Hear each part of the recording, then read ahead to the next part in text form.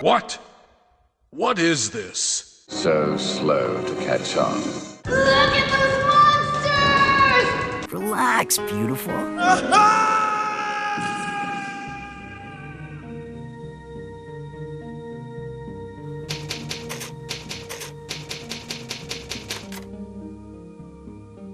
Hello everybody and welcome back to another Typewriter Sessions. I'm Brett and as always I'm joined by James. Good day. I mean that's it because we don't know what time of the day it is, do we? I was about to say good morning because it's morning now, but then you never know when people are listening to this. I know, that's it. So good day probably is the most broadest term. So good day everybody. Good day everyone.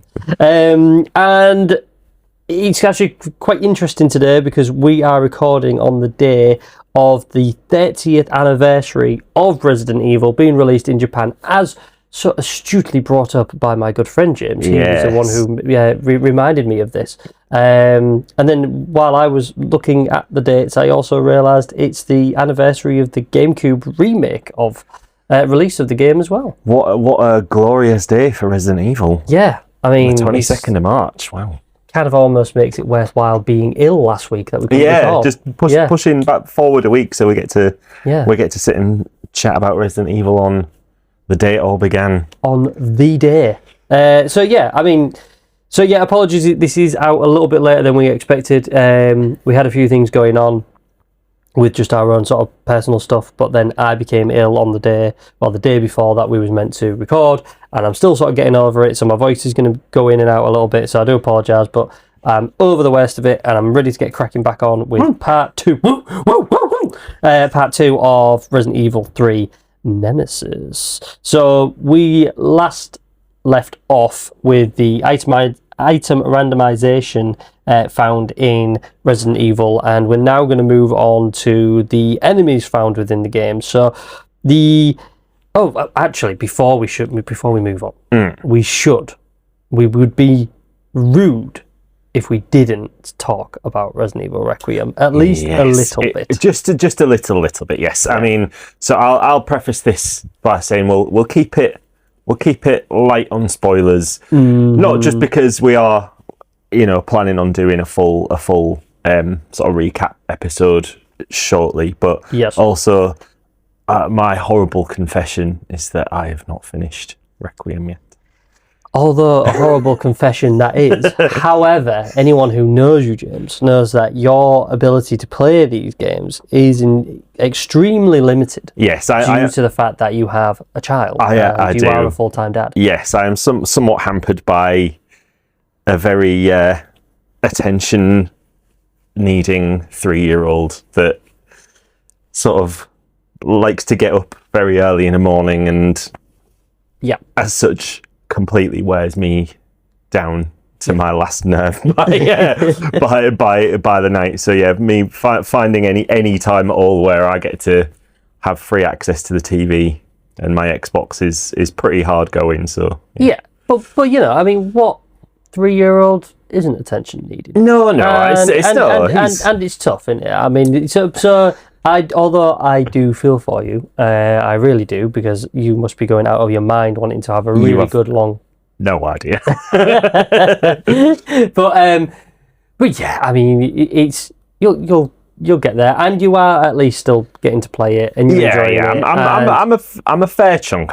As far as you've informed me, I'm past the halfway point now, so that's something. Yes, I'm not lingering in the open hour or something like that. Yeah, it's exactly. not that bad. No, you've made a fair crack at it given the circumstances, and you've had other bits going on as well, haven't you? So, yeah. But I mean, it's all right for me. I mean, I literally just come home from work and I can play it from getting home and having my dinner till when I go to bed. Yeah. So when I became really ill, so that was the Saturday. Yeah. I was at work and I came home and I didn't have any brain power to do anything, and I thought I'm just going to literally sit and just sort of go through the sort of my second playthrough. Yeah. And I was just like, I'll just have a few go. And I started really feeling really ill. And I went to bed, and like an idiot, I watched Hollow on YouTube play Resident Evil 9. So then I had the most awful dreams and nightmares, which were filled with Resident Evil Requiem imagery. And I was very, very unwell. Oh god, that with an already sort of like feverish, cold adult brain is like, and that's exactly it. So I like had these horrible dreams with like creatures coming after me, and it was awful. And then that was the morning when I messaged you, and I was like, dude, dying, can't record today. So but we're here now. We're ready, and but yeah. Requiem, as you said, James, we will do a proper full retrospective Requiem outlook in our next field report, which will be coming. Well, I think it's only fair we should wait until you finish it. That'd be nice, yeah. I'd like to at least have seen the game through to the credits before I try and like delve into it. But we can talk a little bit broadly about our feelings about the experience now. Yeah, of course, yeah. But yeah, I think it's only fair we do a proper field report retrospective, yeah, absolutely. Requiem retrospective once you've finished it. So, but keep an eye out for that, peeps, for dying for field report 1.2. Yeah. So yeah, I mean, from what I have experienced so far, I mean, it's for starters, it's a beautiful game. It is. It's stunning. For a game filled with hideous monstrosities and quite sort of stomach churning gore. It is one of the prettiest games I've ever played. It is, without question. It really is just stunning, isn't it? I mean, you look around at the environments, even just in that opening sequence when you're walking through the alleys and everything to get into the Renwood. I just remember sort of like just actually being totally enamored and just looking up, just being like, holy fucking shit, this is like photorealistic. Yeah, absolutely. It was really, really stunning. I mean, like some of the lighting effects just on those bits were just out of this world. Yeah. And that was I did eventually shift to just playing both characters in third person, but for the first sort of couple of sections as Grace, I did play in first person. So I experienced that sort of walk down the street as you're moving towards the hotel in first person. Yeah, it's just like unbelievable. Yeah. The level of, I know that graphical fidelity does not necessarily a good game make, but I mean it's jaw dropping. Well, it's certainly fucking helped in this case. Yeah. I mean that's it. I actually played it from third person, but with both characters right from the get go. Just simply because I just wanted almost like a seamless play style, really. And it really worked. I never felt like I was at any detriment by doing so. I think the only time where I thought I was a little bit oh, here we go. This is where I was definitely meant to play it first person, was because some of those cutscenes, those initial cutscenes as you encounter like your first zombie. Yeah. It shifts into the first person perspective, and I was like, oh yeah, this is where you're definitely meant to seamlessly move from gameplay into cutscene.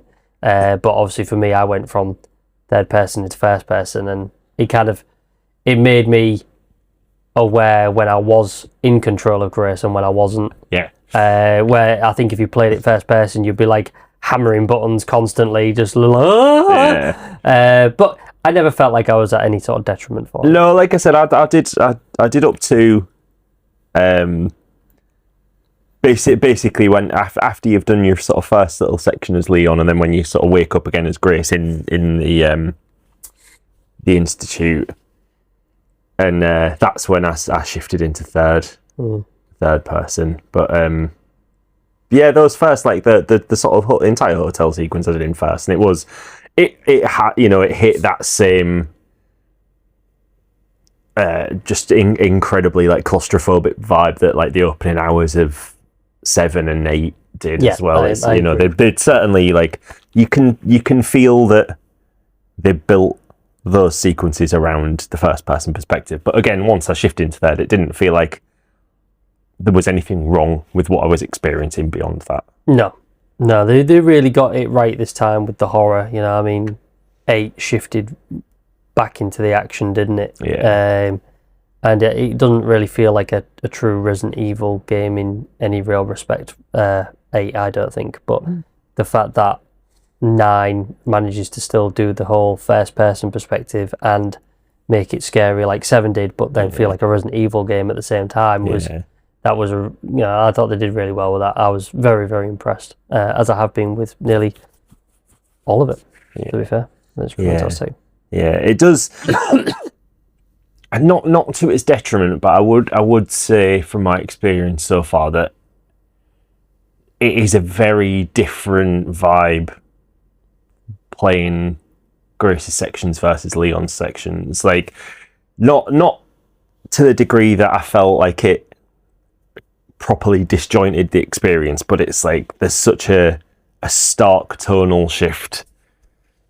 And I suppose and you don't necessarily feel it at first because, you know, for the first like half of the game, really, Leon's sections are very truncated and very kind of... They're very short, they just sort of like punctuate little beats and to give you little breathers. It's only really when you get to Raccoon City that you sort of fully really take control of Leon properly. But those little snippets you get of Leon are really just to show you, okay, well, this is how Leon's going to keep up with Grace's whereabouts. I think it's mainly just to keep Leon in the frame of where he is at any one point. But yeah, I think you're right, and I think all of those little... I actually really, in a lot of ways, preferred Grace's playthroughs because they actually felt scarier. You know, yeah, very much so. You know, and that's kind of what you want to get back from Resident Evil. It's a sort of trade-off. The Grace's sections again had the sort of claustrophobia and that sort of like feeling of like helplessness and the unknown and feeling quite underpowered and just creeping around every corner because you don't really know what you're going to see or face.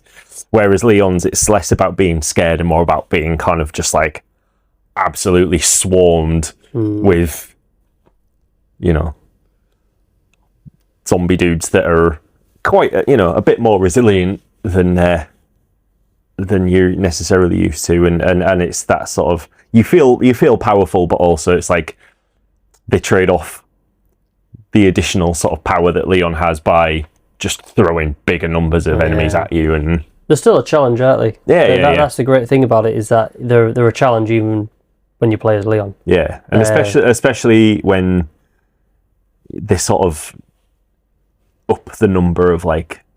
I felt like when I got into Leon's sections that the sort of blister head transformations seemed to happen a lot quicker. Yeah. It's like with Grace's, they were sort of much more deliberate, and you might have had a good while after sort of downing a standard zombie before it sort of regenerated into a blister head, whereas Leon's, I felt like, you know, in the same fight you would like take a zombie down and then within 30 seconds it was back up.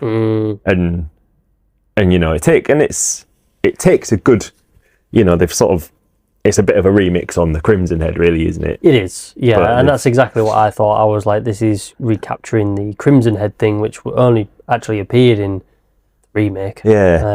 And the fact that you never know if one's going to get back up again. I mean, all the zombies did in the remake, they would all transform into Crimson Heads, but in Requiem, it was a case of they wouldn't all do that. Yeah, so it seems like there's a sort of randomization as to which ones will and won't. And then you was like, okay, well, I can make sure that they won't come back by using more of the injected blood if you Grace. Yeah. But then you kind of like, but that could be a complete waste because they might not fucking come back at all. Yeah. But when you did, you was like, I fucking wish I fucking injected that one. Yeah, I know. It's...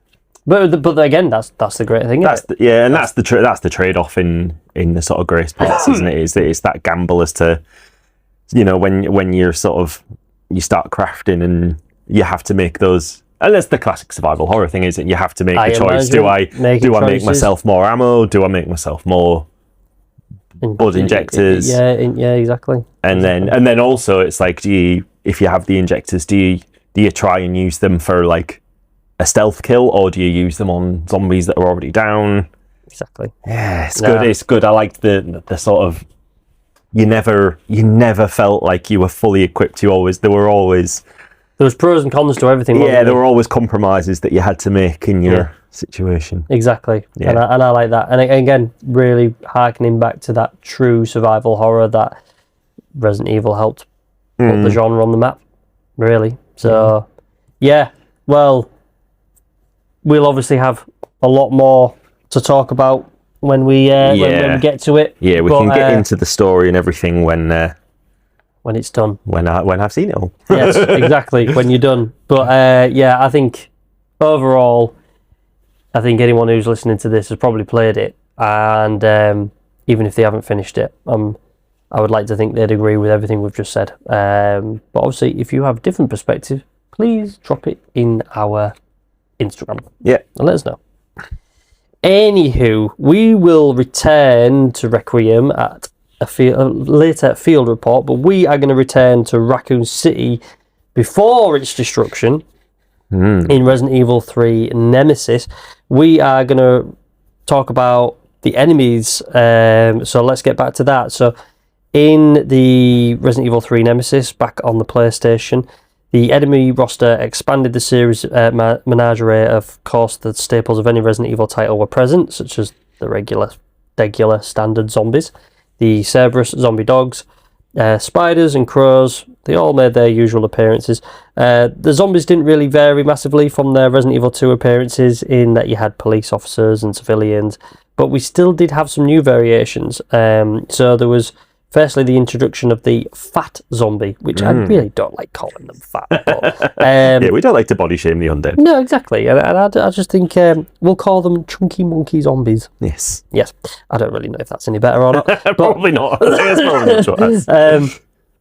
But yeah, anyway, that paints the picture of it. But these were, unfortunately, they were police officers. So the fat zombies were police officers. Maybe a little bit cliched, but there you go. I don't recall that they did, and by my research, I don't think they took any further damage, even though they were just... It was just aesthetically... Just a cosmetic thing. Yeah, I believe so. We also came across the zombified mercenaries, and although they are the same as regular zombies in attack and movement, they are a little tougher to put down, so they are a slight difference. But I think the idea is that they were wearing like the body armor, so they could take more damage.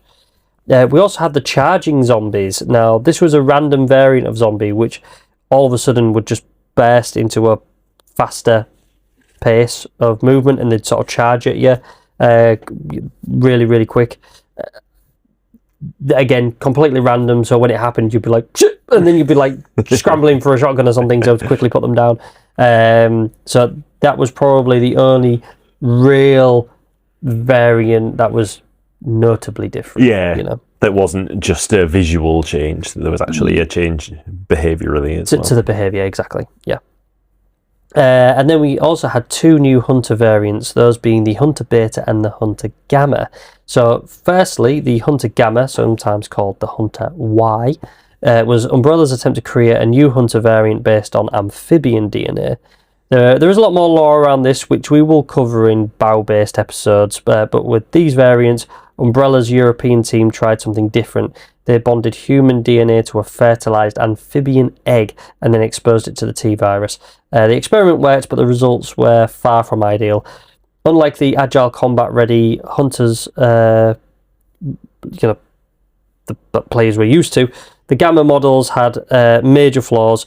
They were extremely vulnerable to heat, and whenever they attacked, their mandibles opened wide and exposed their soft tissue, leaving them dangerously unprotected. These weaknesses made them unreliable as weapons, and in 1998 Umbrella ordered most of the batches to be destroyed. Some of these were sedated and stored by the staff at the Raccoon General Hospital, which is always a safe place to keep creatures such as that, I would have thought, in a hospital where there's sick people. But Carlos Oliveira accidentally released them while searching for the materials needed to create a T-virus cure for Jill Valentine. By October the 1st, a small pack had established a hunting ground in the pond area at the Raccoon Park, which sets up as the basis for your encounter with them in the game when you later play as Jill. Yeah. So, a clawless variant of the Hunter Gamma was also stored within the water treatment facility beneath Raccoon University.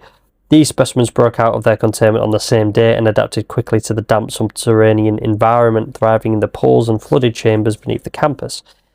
In regard to their appearance, They looked similar to the standard hunter, with the usual sort of hunched over posture and the leap attack, but they differed with a more amphibian type skin, a much larger head and mouth, and they kind of like had like a sort of like a frog type appearance, and they had the whole webbed hands and feet. The Hunter Beta was Umbrella's next step in refining William Birkin's original Hunter Alpha design, thanks to Umbrella's ability to cheaply clone their bioorganic weapons rather than increasing raw power. Umbrella concentrated on enhancing the Hunter's performance and responsiveness. As a result, the Beta's physical strength ended up slightly lower than the Alpha's, but its nervous system was significantly upgraded. This gave the creature faster reaction times, especially when under fire, which made it more efficient and adaptive combat unit. Their appearance in the game is explained by in-game lore in that in September 1998, Umbrella was preparing the final evaluation phase for the Hunter Beta before deciding whether to push it into full mass production. When the outbreak in Raccoon City escalated later that month, Umbrella saw an opportunity. Around 20 beta units were shipped to the United States and delivered directly into Raccoon City. Their purpose wasn't containment or rescue, they were there to be tested. And the Umbrella Biohazard Countermeasure Service, along with their embedded supervisors, were tasked with observing and recording how the betas performed in a real crisis scenario. During this period, the Hunter Betas established the Raccoon General Hospital as one of their key hunting grounds, and Carlos Oliveira encountering them in his search for a T-virus vaccine. So that's generally that with the hunters. But in terms of other new enemies, there was the Drain Demos and the Brain Suckers. So these mutated arthropod creatures are fast, they can climb walls and leap at you with a shriek that will make your skin crawl. So the Drain Demos can grab Jill and drain her blood, causing serious damage, and they are often found in narrow, dimly lit environments such as the construction sites. The Brain Suckers are a bright green variant of the Drain Demos, and these can spit poison, making it one of the more annoying status-inflicting enemies. As with the Drain Demos, they have a tendency to swarm in pairs and can overwhelm the player very quickly. You know what I hated about these is that these enemies also laid eggs, and if you stick around long enough, they'll hatch little tiny versions. Really? Yeah, so if you stick around in the area, they'll hatch little annoying versions, and they'll just sort of leap around. These little annoyances actually do deal damage, but they can't kill you, so they can put you into a danger state. Right. But even if you stay there and just let them keep pecking at you and shit, they can't actually kill you. So yeah, they're just really annoying because they stop you in your tracks. So as you're running, you'll go, oh, and then you'll stop, oh, and then you'll stop. Oh, I don't remember. So yeah, encountering those. They're annoying. Either way, the shotguns are the safest options for these creatures due to their speed, as they close the distance way too fast for pistols, unless you make use of environmental destructibles such as explosives or the pallets you can shoot down near the construction site. So one of the bosses of the game is dubbed the Gravedigger. Oh, yes. Yeah, I hated this thing, and on my playthrough on my channel, I got very frustrated with it. So, the Gravedigger is a huge worm creature with giant pincers which can burrow underground and reappear to attack Jill in the graveyard segment of the game. The origins trace back to Umbrella's Nest facility, where the sheer volume of T-virus test subjects being discarded eventually overwhelmed the nearby incineration disposal plant. With too much contaminated material to properly dispose, the virus seeped into the surrounding soil, infecting various underground organisms living beneath the complex.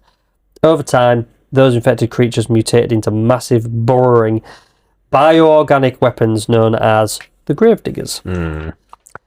So, this is what happens when you put everything in landfill.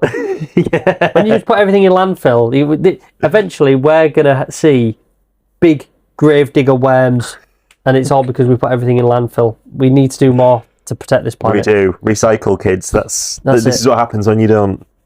Recycle your paper, your plastic, put your food in your bins, your food bins, your food waste bins. Do your bit. You know, if presidents and prime ministers aren't going to destroy the world, at least we can do our bit to save it. Yeah. So we don't want bioorganic weapons everywhere. We do not. No, I really do. The Gravedigger was annoying. But particularly annoying to me in my recent playthrough was I wasted so much ammo. The first encounter with the Gravedigger, which at the time I didn't realise, you can't kill it there. You just have to sort of quickly run into those little alcoves and hit the switches and then run out again before it gets you. Yep. And yeah, so many grenade rounds just down the toilet because I was trying to hurt it and you just can't.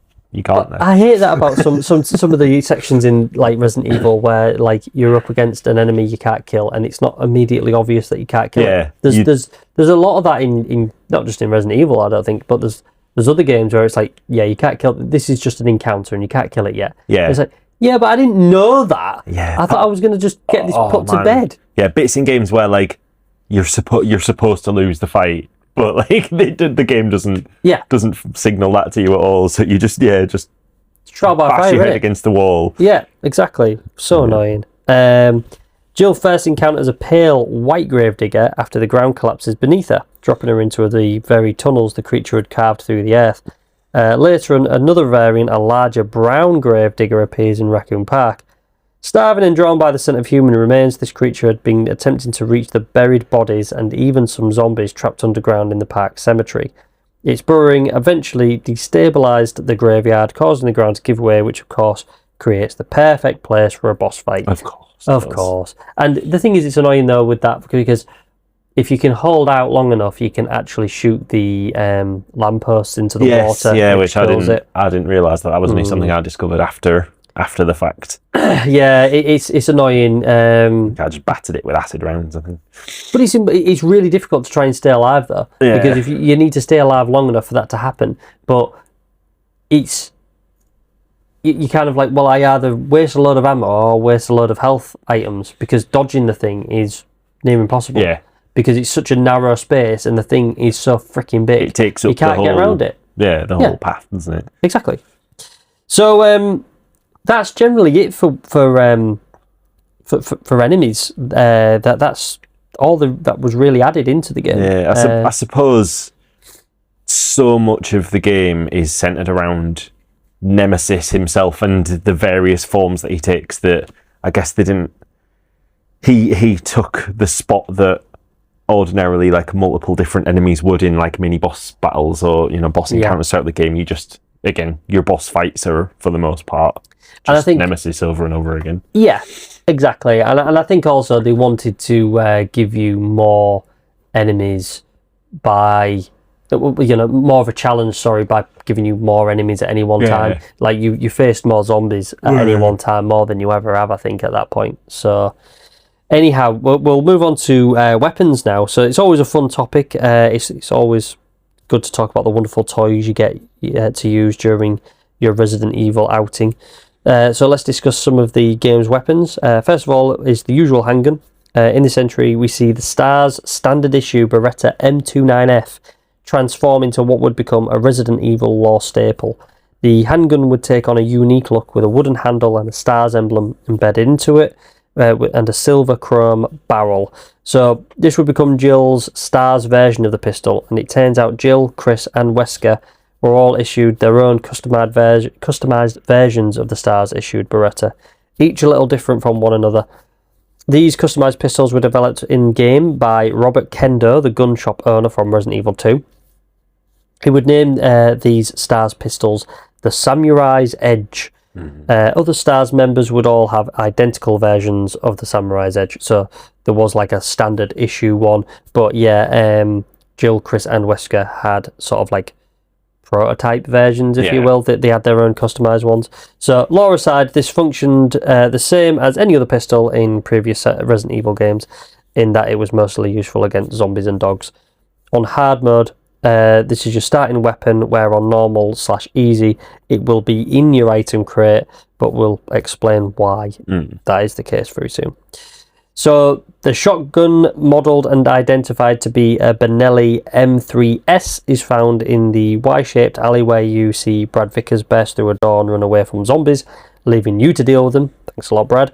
And it holds 7 shells, and as is the case across the various games, it is effective in close range and can kill a zombie in a single shot when aimed upwards at a zombie's head at close range. It is effective against stronger and faster enemies such as hunters. Next is the grenade launcher. Now, depending on the route you take, the launcher shows up in one of two locations. First, there's the STARS office on the second floor of the RPD. Sometimes you'll open that weapons cabinet and boom, the grenade launcher is right there. Other times the game swaps it out for the Magnum instead. If it's not waiting for you at the police station, your backup chance is in the substation, the building that handles the Raccoon City's power grid. Once you've unlocked both of the shuttered rooms inside, you'll find the fuse in the lower output room and the higher output room, I think. One or the other, I don't know. But either way, your grenade launcher is there. So, in terms of damage, the grenade launcher sits just under the Magnum. It's an absolute powerhouse, but its real strength comes from what kind of ammunition. God damn, you dropped your phone, son. No. Damn. Its real strength comes from what kind of ammunition you load into it, as always. But a couple of things to keep in mind is it has a shorter firing range compared to the other explosive weapons in the series. The grenade rounds will detonate even without hitting a target, so keeping your distance is not just smart, it's basically survival. And yes, the Nemesis can actually sidestep grenade shots, which is exactly as terrifying as it sounds, especially if you're backed into a corner, and nothing is more annoying than feeling like you've wasted a shot. No. Honestly, like when grenade rounds kind of feel sparse anyway, and then that fucker's dodging rounds, it's just like, you piece of shit. Ammo types and crafting is a big thing for the grenade launcher. So although grenade launcher ammo can be found around Raccoon City, you'll mostly be making it yourself by combining gunpowder with the reloading tool. So every time you craft a specific ammo type, the number of rounds you get slightly increases. So mixing becomes more rewarding the more you use it. You can also convert standard grenade rounds into speciality rounds by adding gunpowder directly into them, which I did not know. Oh. So these conversions cap at 6 rounds per craft. So yeah, so you can actually add the gunpowder into grenade rounds, and it will. Yeah, honestly, I just didn't even know. I didn't even know that. I feel like I did do that, but I don't know. Yeah, that blew my mind. I was just like, what? I've been playing this game all wrong. So these are your basic explosive shells. It's just the standard grenade rounds, and the most common you'll probably find and come across. They are great for crowd control thanks to their wide blast radius, because they sort of like splinter into a few rounds, don't they? And when you first pick up the grenade launcher, it'll already be loaded with these by default. Mixing C, gunpowder C, roughly gives you about 10 standard grenade rounds. These, along with flame rounds, are the only types capable of decapitating zombies when aimed high. So if you've got like zombies coming up and you just aim upwards, that and the flame rounds, which I didn't realise, actually can just take the zombies' heads off. Oh, I don't know if I ever. Yeah, I don't think it ever occurred to me to try and decapitate the zombies with. It seems completely overkill. Yeah. It seems completely overkill, doesn't it? It's like, oh, it's not enough that this is already going to completely eviscerate them. I'm going to decapitate them instead. I'm going to aim upwards with the grenade with the grenade launcher. But I mean, that was always fun though. If you had like a big group of them, like I think when you reach the RPD station, there's like quite a big group of them, and if you shoot them with the grenade launcher, it's so satisfying because they lose their legs and all that, and then they start crawling, and it's like, ha ha, that's quite funny. You might not know this. If you aim up with the grenade launcher, like at a distance, does the grenade have any sort of like arc to it, or will it just explode in the air? Will it still just fire straight? I don't think it's it's not like a mortar. I don't think. No, I think they have an effective range. Yeah. So I think that they explode in air, but I don't know that for certain. Yeah, because I wouldn't have assumed that at that point maybe the physics weren't advanced enough that they would have like a sort of like a trajectory, like an arc to the firing. Yeah, but, I think they just had an effective range, so once they travelled so far, then they would just sort of explode in midair. But I could be wrong. I never tried it, and my research never said that you could get extra distance by aiming upwards and travelling them over. Well, just assume you probably can't. Yeah. That would be fucking awesome though if you could just making it rain with grenade rounds. That would be badass. So anyhow, so flame rounds, These were filled with incendiary gel. These rounds scorch anything unlucky enough to be near the blast. They are a little rarer than the standard grenades, but extremely effective. Many weaker enemies go down in one shot. To get them, you can mix gunpowder A and C, and you can get roughly 10 flame rounds. And gunpowder A and directly into grenade rounds will give you up to 6 flame rounds. These can also cause zombies' heads to pop, just as we just said. Acid rounds. Now, these rounds spray highly corrosive chemicals that melt through flesh. They're perfect for tougher monsters. They're even rarer than flame rounds, but incredibly useful against specific enemies. Fun fact, the Gravedigger is especially weak to acid rounds. Use them on that fucker. So, another detail, acid shots are the only powerful ammo type that won't cause giant spiders to burst into baby spiders when killed. Oh, really? Oh, we should have known that. Yeah, I know, because they're annoying as well, aren't they? But yeah, if you kill the spiders with acid rounds, they'll just completely die. Oh, man. Yeah, really, we should have known that, especially in the clock tower. Yeah. Oh, God. Yeah, those little spiders. The little baby spiders. Yeah, pain in the ass, man. In my life. Gunpowder B and C will give you 10 plus acid rounds, and mixing gunpowder B into grenade rounds themselves will give you 6 acid rounds. Finally, freeze rounds. Now, these are the rarest and arguably the most devastating grenades in the game. They don't just hurt enemies, they freeze them in place for a few seconds. So Nemesis in particular is highly susceptible to freeze rounds. He'll still slowly walk towards you, but the damage and stagger potential are huge. So these, there's one quick, there's one quirk though. Zombies hit by freeze rounds may sometimes lurch forward instead of backwards. So if you hit them, they'll sort of like, whoa, and they'll come forward. So make sure if you do use them on zombies, you still have to keep your distance. So to acquire these, you mix gunpowder C and C, and that'll give you 10 plus freeze rounds. And if you mix C directly into standard grenade rounds, again, 6 freeze rounds. Yeah. Unlike standard and flame grenades, freeze and acid rounds cannot decapitate zombies. No. So, next up is one of the strangest, coolest, and most underrated weapons Jill can get her hands on in Resident Evil 3. The Mine Thrower. So, you'll only stumble across this thing if you're playing on hard mode. It's tucked away inside the St. Michael's Clock Tower. Jill finds it on the body of a fallen U.B.S. member. Not exactly the cheeriest loot drop, but it is a serious fire upgrade. So, how the Mine Thrower works, instead of firing bullets or shells, this monster launches tiny dart-like mines, and once fired, they stick to whatever they hit. The floor, walls, enemies, and then they explode after a short delay. It's basically like a delayed mini rocket launcher. So, a couple of things make the Mine Thrower especially unique. First, if you fire one at the ground, and it effectively becomes like a proximity trap. So, Nemesis walks over it, and he staggers instantly. Fire one directly at an enemy, and it turns into a timed explosive arrow. So, it'll stick in him, and then a couple of seconds later, boom, and takes out whatever's around him. But also, it's another one of those where it does have an effective radius, so you've got to be careful, because if you're too close when it detonates, the player will also be caught in the blast. Okay. So it's the first Resident Evil weapon that can actually backfire on the player like that. The weapon holds 6 darts, and ammo for it is incredibly rare. So unless you enjoy living dangerously, save those shots for big trouble, meaning the Nemesis or sizable horde.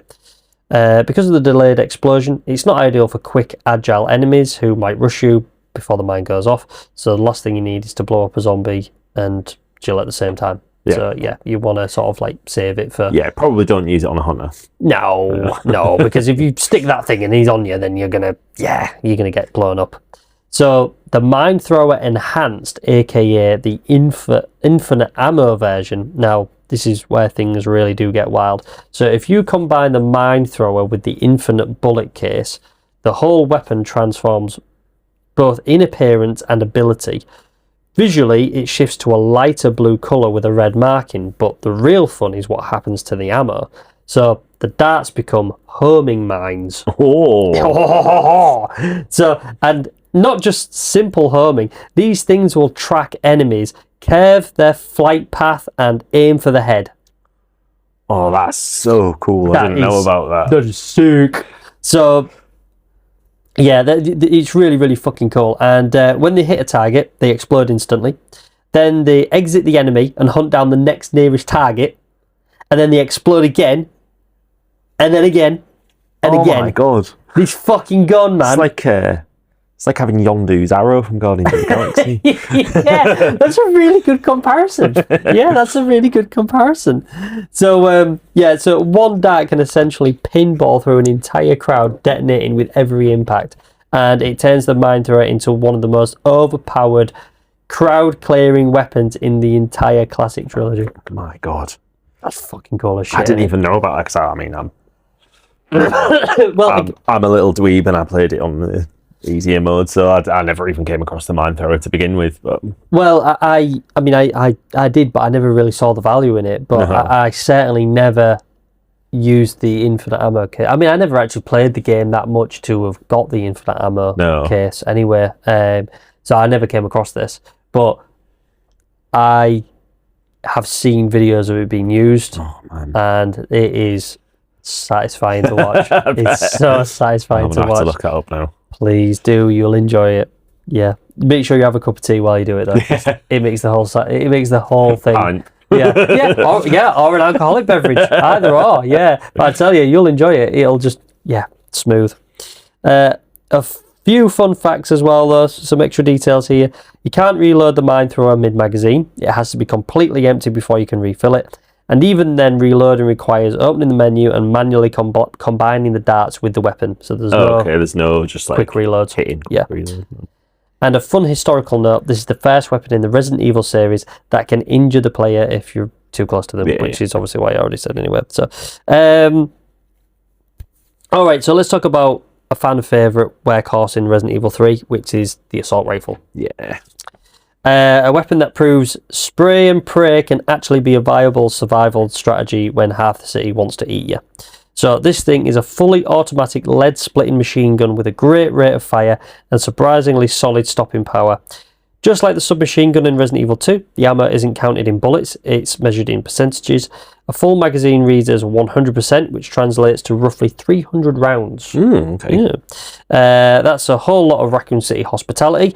And one of the coolest quirks of the assault rifle is that it can switch between auto and manual firing modes. So you can even do a single shot. So the auto mode, it's just fired from the hip, has a full auto spray, and the lens in the sight glows red. It's perfect for mowing down a pack of zombies without overthinking it. The manual mode, she fires it from the shoulder. Which is a nice little touch. I think that's pretty cool. It shoots in tidy little 3-round bursts, and the lens glows green. So you always can know which one it's set into. A full burst uses exactly 1% of your ammo meter, which means a full 100% magazine gives you the 300 shots to play with. What it's good for? Well, even though it doesn't hit as hard as the Magnum, the assault rifle shines in all kinds of other situations, stopping running zombies dead in the tracks, dealing with speedy hunters before they shred Jill like a wet paper towel, and yes, it's shockingly reliable against the Nemesis. It may knock him down in one hit, but it may not knock him down in one hit, but it keeps him staggered long enough to give you breathing room, or a chance to run and sort of either get away or reposition yourself for another attack. So, how does Jill actually get one? Well, Carlos gets his own M4A1 by default because he's a UBCS member, and that's generally how he rolls. But Jill, she has to work a little harder or smarter depending on your playstyle. Here are the 3 ways she can actually get her hands on one. So, the easy mode is the freebie version. Start the game on easy, and Jill begins with the M4A1 already in her inventory.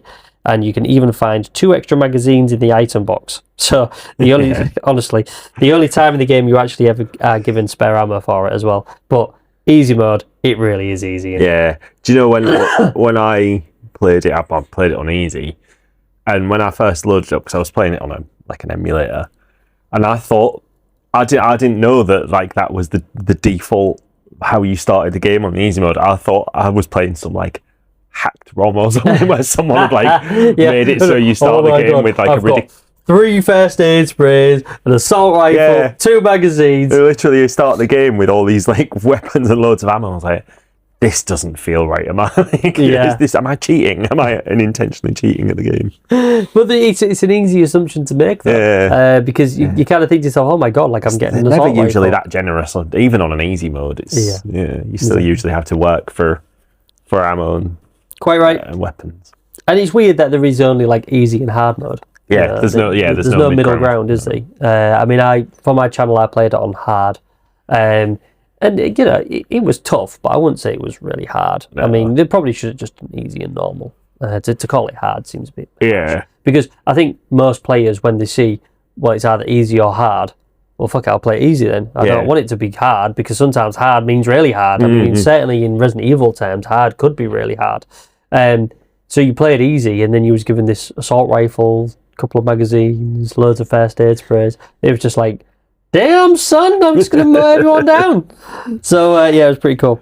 So hard mode. So the only way you can get it on the hard mode is when you face Nemesis enough times, and you on the 7th victory against him, specifically when he's in his second form near the chapel, he drops the assault rifle for Jill.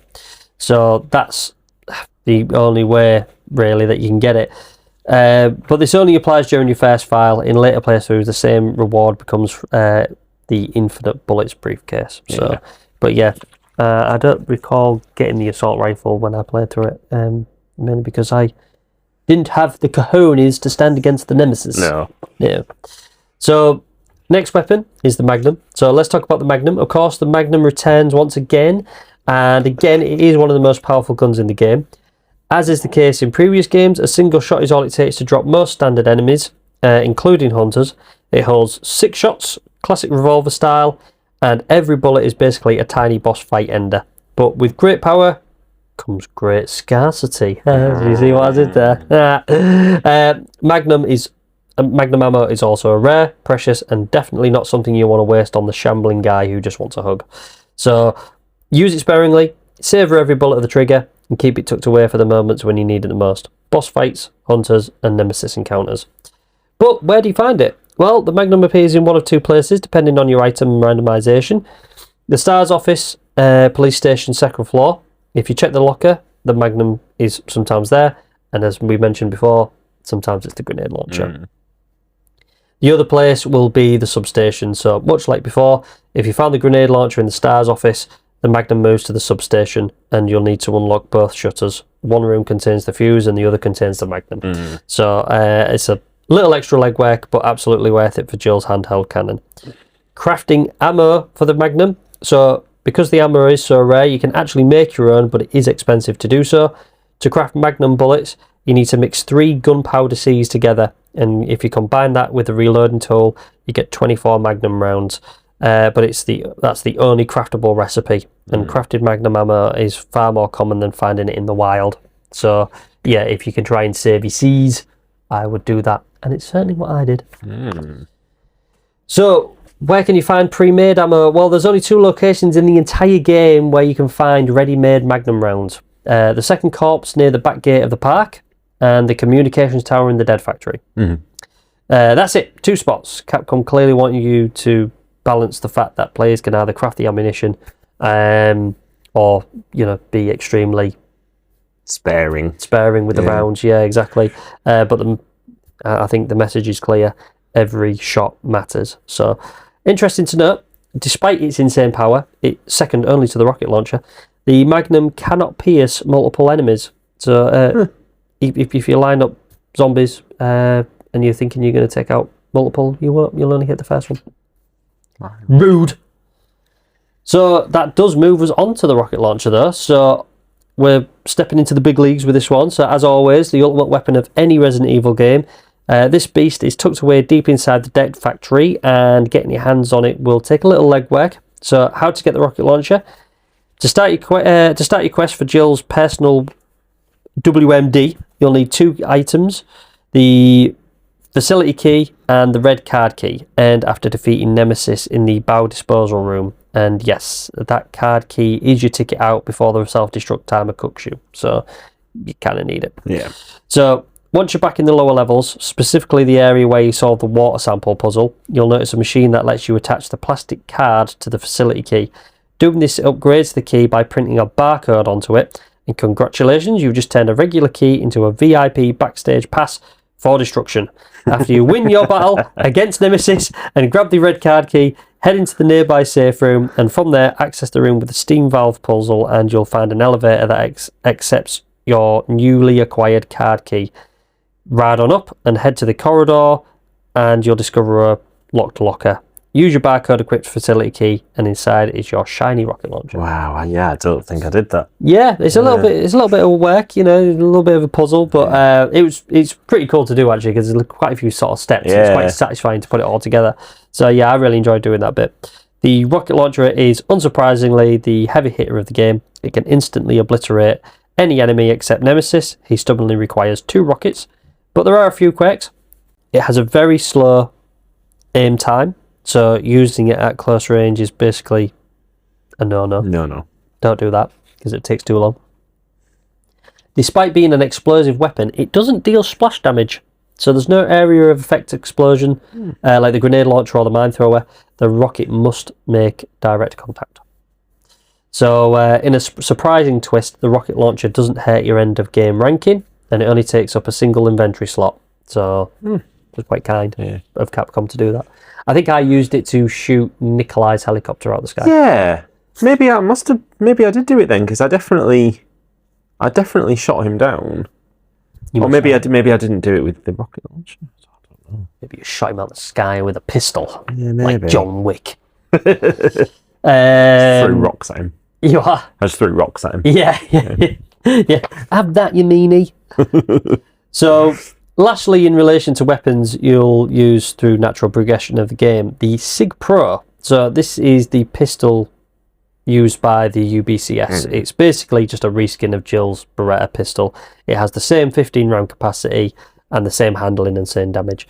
So when you play as Carlos Oliveira during his vaccine hunting mission, it's just their standard issue sidearm, and it's what he's using. Nikolai carries the SIG Pro as his personal go-to weapon. And fun fact, Brad Vickers is also spotted using one. Oh. Yeah. So first in the alley behind Bar Jack, and again inside the bar itself. So yeah, he's using one, which is a bit weird, because where's his goddamn stars gun? Maybe he had to give it up because he fucking legged it at the mansion incident. You big wet bugger. Big wet pansy. So, and lastly, the knife. The knife. I don't even know why we talk about it, but listen, I guess we'll talk about it because we do usually quickly gloss over the knife, but in Resident Evil 3 Nemesis, there is some interesting facts. Unlike many other entries in the series, you don't start the game with it on any difficulty. Instead, you'll have to pick it up in the upstairs save room of the warehouse, the beginning room at the start of the game, making it one of the earliest optional weapons you can grab. Carlos can also get one through the item box, so he's not left out of the stabbing fun. But I guess the point of the knife is to do a bit of additional damage on downed zombies. But, so if they're downed, you can sort of quickly swap to your knife and just sort of swipe them, and it saves you some bullets.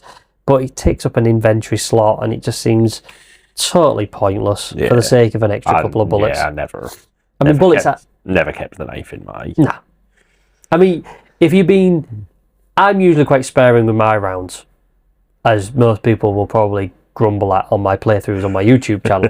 But I don't think I'm ever that tight that I have to keep switching out to my knife. No.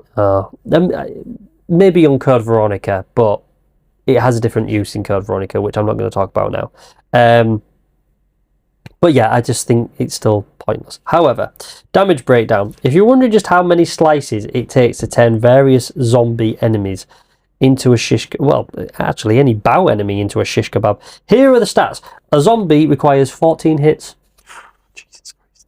A Cerberus dog requires 8, if you're fucking lucky to get one in at all. Yeah. Crows, just the one. Okay. The Drain Demos, who's doing this? 19 hits. Hunters, 14. The Spiders, 12 hits. The Gravedigger, more than 80. Here we go, and here's the interesting ones. Nemesis. First and second forms. Upwards of 90. Just use the bullets, dude. Just use the bullets, dude. The Dead Factory encounter can be beaten with around 40. Okay. So, yeah, but it takes roughly 4 minutes to kill the thing. You know, it's... When you're on a timer, it's not exactly the most fun way of doing it, is it? And its final mutation up to 150 knife hits. Oh my god. Who's doing it? I mean, someone is. Yeah. Because they know that. That's it, because the stats are here. There's definitely just like all knife runs out there. Yeah, well, that's it. Some people really like to challenge themselves and they love the game that much. They've perfected it and they enjoyed the new challenges that they can set themselves. And again, as always, as I've said before, well done. That's, yeah, you know. But yeah, if you're knifing Nemesis in his final form, you are patient, dedicated, possibly unstoppable, and I salute you. Certifiably insane, also. yeah, quite possibly. So next up, we're going to talk about some of the sort of unlockable guns in Resident Evil 3. So first of all is the STI Eagle 6.0. They really should have thought of a better name than STI. But yep, the sexually transmitted infection Eagle 6.0. I'm surprised they called it. Really, I really do. So they could have called it the STI Eagle 6.9. This slick little semi-auto isn't just stylish, it's one of the most efficient weapons in the entire game. So it's, well, when I say sort of unlockable, it's because to get your hands on it, you'll need to defeat Nemesis twice on hard mode, right, during any of his optional encounters. Each victory earns you one half of the weapon Eagle's part A and B. So once assembled, like all crafted weapons in RA3, it comes fully loaded right out of the gate. Performance and features. The Eagle is built for speed. It has a very fast rate of fire, extremely quick reloads, almost no recoil. It has a 15 round capacity, and it has the standard handgun level of stopping power. So it's not really any better power wise, but it is fast. Yeah, it's a lot more efficient. Yes, exactly. But the real highlight is also its telescopic sight, which But the real highlight is its telescopic sight, which dramatically boosts the chance of landing critical hits. And in RE3, a critical hit isn't just extra damage, it's magnum tier destruction. Yeah. So a critical shot from the Eagle will decapitate zombies instantly. It can one-shot a Cerberus, deal huge chunks of damage to tougher B.O.W.s, and it can even stagger the Nemesis every single time. Wow. Yeah. And you'll know when you land one, Nemesis lets out a very distinct grunt, the same sound he makes when he's hit by like heavier firepower. So, but what's the drawbacks? Well, there's only one. The only real limitation of the Eagle is that it can't use enhanced handgun ammo. Oh, okay. So other than that, it's essentially a dream sidearm. So how to easily get it? Players can snag the Eagle parts without wasting ammo or health using environmental traps. Use the gas lamp in the restaurant. So when you lob that in and it blows up, he'll drop the first part then. Hide inside the Raccoon Press building is another opportunity to get the first part, because you either do that or the restaurant. Yeah, really. yeah. But the second opportunity is to trigger the electrical cable at the clock tower, which I'm really annoyed at because I fucking punched him over the balcony. You know, when you turn the lights, I turned the lights on and blinded him and then shoved him over the edge. Yeah, which has its own advantage because that stops him from following you around the clock tower, doesn't it? Yes, I believe so. Sort Yeah. of 6 and 2 3s there, isn't it? Quite what's more valuable, I guess. Yeah, very true. But I was like, damn, I was so close. Yeah. I was half my way there to getting that gun. So if the stars align and you chain multiple critical hits in a single magazine, the Eagle 6.0 can actually outperform the Magnum overall. It fires faster, hits just as hard on criticals, and uses basic handgun ammo, so it's a win-win-win. Win-win-win. Win-win-win. That was 3. Yeah, that was right. Yeah, so I said it right. That's cool. And finally, we have the Western Custom M37. So just like the STI Eagles 6.0, this Terminator 2 style short-barreled lever action beauty of a shotgun doesn't come pre-packaged. Nope, you've got to earn it by throwing down with the Nemesis a lot. So how do you obtain it? Well, to build the Western Custom, Jill must defeat Nemesis twice more on hard mode, specifically during the 4th and 5th optional encounters with him. Each victory drops one component, parts A and B. So combine them, just like all the other assembled weapons in RE3, and the M37 appears fully loaded and ready to rock. If you're hunting for the perfect blend of power and speed in the shotgun, this is well worth the grind. So it looks really cool. Did you ever use it? No. I didn't get to use it in my last playthrough, but I remember when I played it before. It's really cool. She sort of like holds it there and she sort of like spins it round on the reload. Proper T2 style. So the Western Custom is a close range powerhouse, and here's what sets it apart. It has a 6 shell capacity, higher firepower than the standard shotgun, faster rate of fire, and quicker reload time. This makes it an excellent choice against mid-tier threats like the Brain Sucker, and if you're stocked up on shells, it can absolutely hold its own against the Nemesis. The compact build contributes to its increased handling speed, letting Jill fire rapidly in a tight space. And its weaknesses, no weapon is perfect, and the Western Custom M37 does come with a couple of drawbacks. It cannot use enhanced shotgun shells, again, but also due to its faster fire rate and slightly lower ammo capacity, it does mean you'll be burning through ammo and reloading more often. But honestly, the power to speed ratio makes it a beast in close quarters encounters. So final thoughts: if you're willing to brave Nemesis 4 and 5 times on hard mode, the Western Custom M37 rewards you with a high-performance, sawed-off shotgun that hits harder, fires faster, and reloads quicker than its standard counterpart. Yeah, so it's pretty cool. So next, we've got unlockables. So it's that special time, ladies and gents, or whatever you would identify as, when we get to talk about the unlockables. So although RE3 garnered a bit of attention for not feeling as long as the others, Capcom did do their best to give you plenty of reasons to go back and keep playing. So let's discuss the unlockable features and, of course, how you unlock them. So firstly, we have the boutique key. So just as the previous games, this rewarded you for simply completing the game on any difficulty with any rating, and you'll be able to,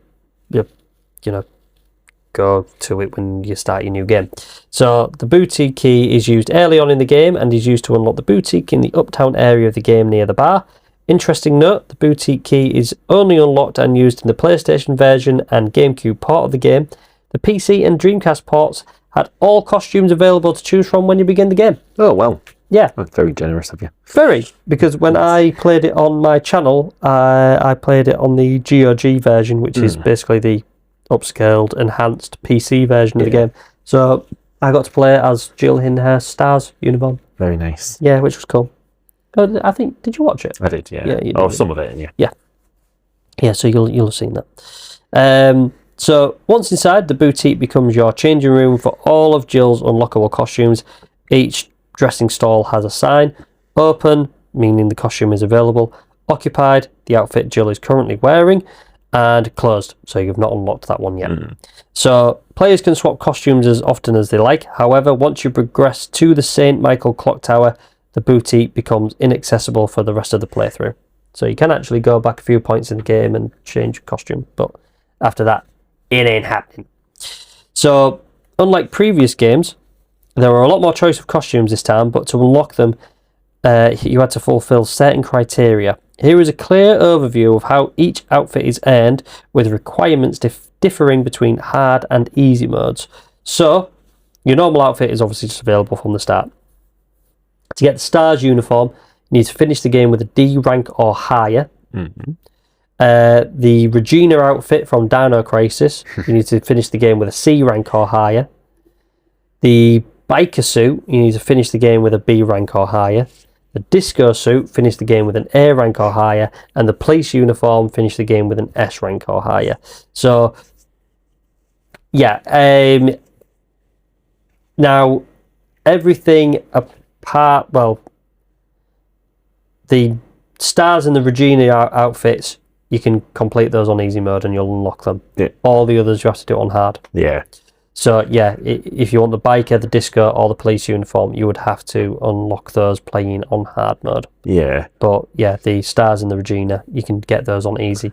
And to be fair though, like when you have a look at the costumes, the stars and the Regina are probably the coolest ones. Yeah. And they've maybe acknowledged that and made it easy. It's just a moment of kindness with all this. Just make the ones that people are most likely to want the ones that are easiest to get. Yeah. For once. Because the other ones were pretty pants. Yeah. There are 3 more additional unlockable costumes, which are format exclusives. There are a blouse and black pants ensemble, which are exclusive to both the PC and Dreamcast versions of the game. A blue vest, blue skirt, brown boots outfit, which is basically just another recoloured version of the default outfit, and that's exclusive to the PC version. And finally, a black halter top, dark blue skirt, black boots outfit, which was exclusive to the Dreamcast. All 3 of these are nothing to get excited about at all, and certainly weren't a reason to want to own a copy of that game on its own just because, well, it's got a really cool outfit on it, because it fucking doesn't. They're just boring.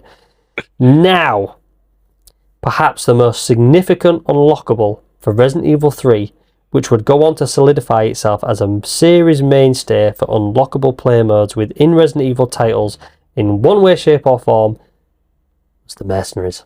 Mercenaries. So, completing the game on any difficulty with any ranking will unlock an additional minigame known as the Mercenaries. Operation Mad Jackal. That's what it was known as in this one. Really? Yeah. So, what is Operation Mad Jackal? Well, in this minigame, which stars the 3 members of the U.B.S., instead of searching for survivors or a way out of Raccoon City, these soldiers are fighting for something far more immediate, their own survival. So, the premise: Police Chief Brian Irons, I nearly called him Brian Adams again. The good old days. So, yeah, I nearly said it again, but I stopped myself. Has strapped a bomb to whichever mercenary you've chosen. So you've got 2 minutes to sprint from the cable car to the warehouse save room, and the only way to buy more time is by killing everything in your path. And if that doesn't scream corporate cruelty, nothing does. So, how it plays.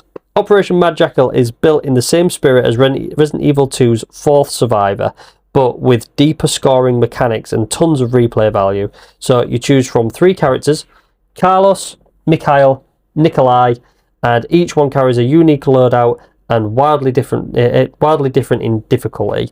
So as you fight your way across the city, nearly every action earns you more seconds, whether that's dropping zombies, saving trapped survivors, or even pulling off clean dodges. So if you manage to do that perfect dodge, you'll get like a few seconds. So some people who were really good at that dodge mechanism would sometimes just stand there dodging and dodging and dodging and like just racking up loads of time. So I've seen that and I'm just like, wankers, because I can't do the dodge. I just can't do it. So Nemesis also shows up several times, though only one in his first 2 forms. Taking him out nets you loads of bonuses. Yeah. But obviously only if you survive.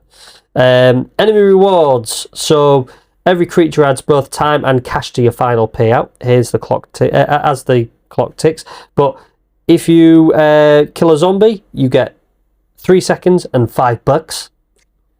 If you defeat a zombie dog, it's 4 seconds and $6. Crows, 2 seconds and $2. I don't know why I keep saying it like that. Hunters, 6 seconds and $10. I'm just gonna say dollars. Drain Demos, 5 seconds and $8. Brain Suckers, 6 seconds and $10. Giant Spiders, 4 seconds and $7. Baby Spiders and Sliding Worms, nothing. Huh. Charming. Nemesis, in its first form, 10 seconds for knocking him out, 20 seconds for killing him, and $40. Wow. $40? Is that all? Dude. Nemesis, second form, 120 seconds, and $250. Wow. 250 Benjamins, dude. So, combo mechanics. If you keep killing enemies quickly enough that the on-screen timer hasn't faded, you trigger a combo chain, multiplying the extra seconds gained. So the first kill, you'll get a 1 times bonus. Second kill, 1.5. Third kill, 2.5. Fourth and fifth kill, 3.5. So shoot fast, keep moving, you can farm more time. So even a well-timed dodge can trigger a mini combo mode, giving you a tiny window to chain kills for bonus time. So you just basically it just rewards you for faster movement, faster kills, and you just keep building up more time. So I'm going to give a quick rundown of what each character got. So Carlos was like the balanced sort of beginner-friendly entry point. So he got the M4A1 assault rifle, the sexually transmitted eagle, and the handgun ammo and some mixed herbs. He was sort of like the mix of power and speed, and his recommended strategy was to use the handgun for crowds and save the assault rifle for like emergencies. Right. There was also no spare rifle ammo, so you had to be. You just had what you had. Yeah, that's it. You'd find like handgun ammo or whatever, but you would not find assault rifle, so you had to pick your times to use that. Mikhail, he was the powerhouse, so he got the Benelli shotgun, the 44 Magnum, and an M66 rocket launcher. God damn! So the shotgun was great for clearing packs of zombies, and then the Magnum destroyed almost everything else in a single hit. And the rocket launcher was great for the bosses. And the downside, well, there was limited healing items, so it was kind of like a glass cannon, I guess. But really, the true glass cannon was Nikolai, because he had the Sig Pro handgun and the combat knife. He had the blue herb, and he also had 3 first aid sprays. But he was the hardest character to master. Knife kills gave an insane 24 seconds boost. Oh wow! So finishing enemies with the blade is the key to getting high scores. So best thing to do is to put them down, finish them off with a knife, and yeah, that was kind of it was really more about technique and skill with Nikolai. So hostages and rescue system. A unique twist in this mode was that there were 6 hostages scattered around the city, each trapped in a different location. Saving them is optional, but crucial for high rankings. Each rescue gave you 20 seconds of extra time, and each survivor dropped a reward item. If you're too slow, the hostage is already dead when you enter the room, and the enemies that were supposed to be there are also gone. So it's just, you go in there and it's all over. So, oh, great. Each hostage has a strict window to get them to. You had to get to Dario Rosso within the first 2 minutes. Brad Vickers, 4 minutes. Marvin, 6 minutes. The promo girl from the...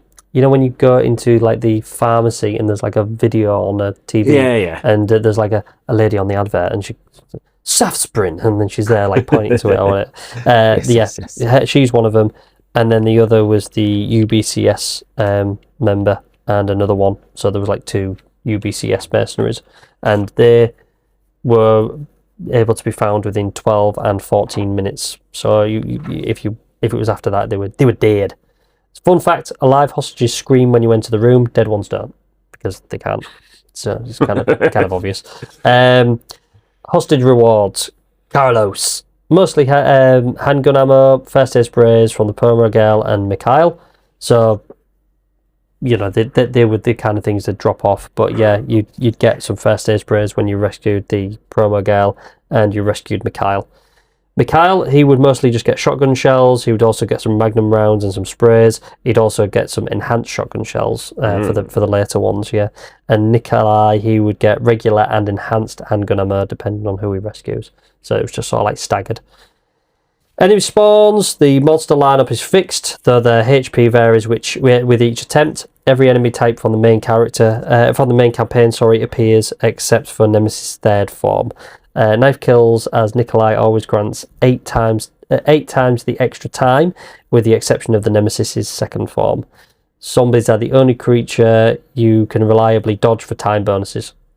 So although you can rack up that time, you can only do it with zombies. Checkpoints scattered around the map are special spots that award extra time just for interacting with them. Each subsequent checkpoint doubles the reward.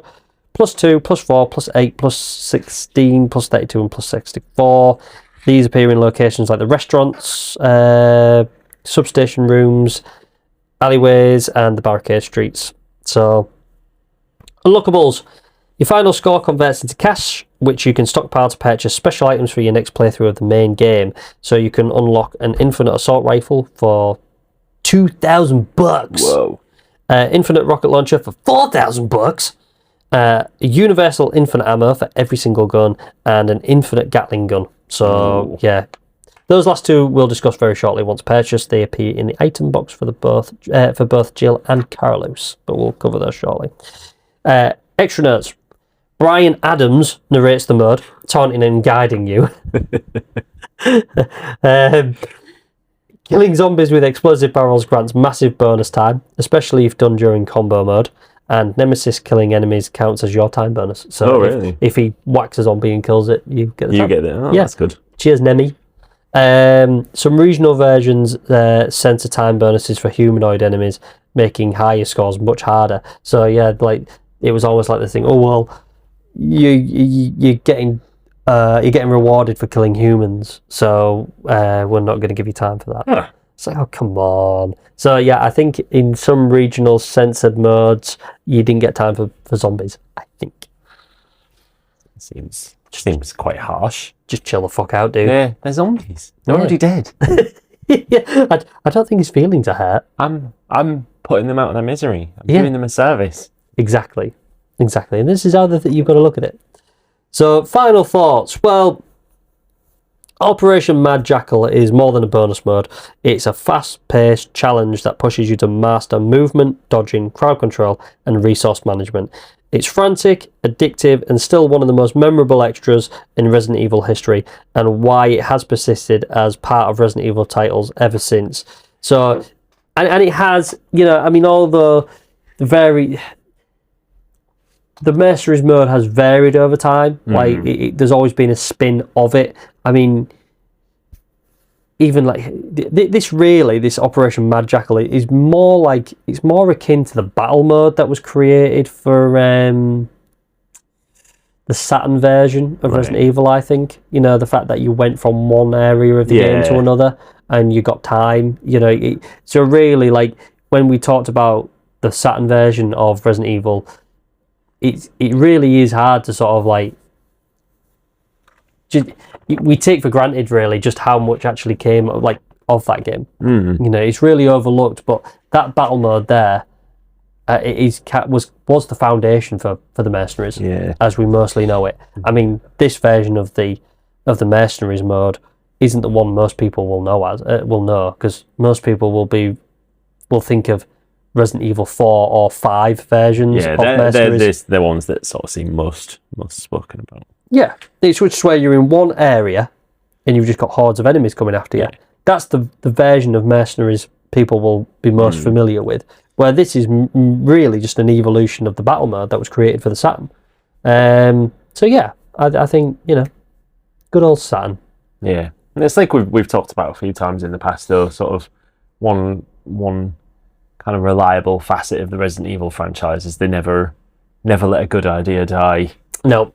However long it takes to bring it back or retool it or whatever, if they like something, it'll show up. It'll show up again somewhere. Yeah. Oh, they always find a way to bring it back, don't they? Yeah. Yeah, they always find a way to bring it back. Yeah, and even if they just sort of repurpose it slightly, they always bring everything back to life, just like the monsters.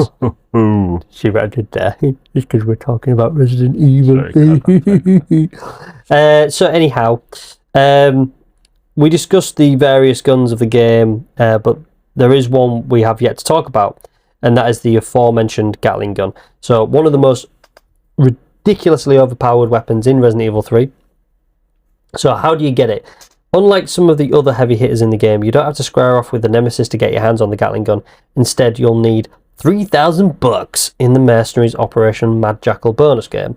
And then you purchase it from the shop, load your save and hit restart, and Jill is locked and loaded from the start of a new game. Brilliant. Like, so, literally from the start, not even in an item box. Yeah, so there you go, you've got it. Boom. So, weapon performance, this thing is pure chaos wrapped in steel. Infinite ammo, absolutely endless, unlimited, eternal. It's got a devastating fire rate. It melts through zombies, hunters, and anything unlucky enough to get in front of it. And it's got nearly unmatched stopping power, meaning enemies just go down in seconds. So it's fantastic.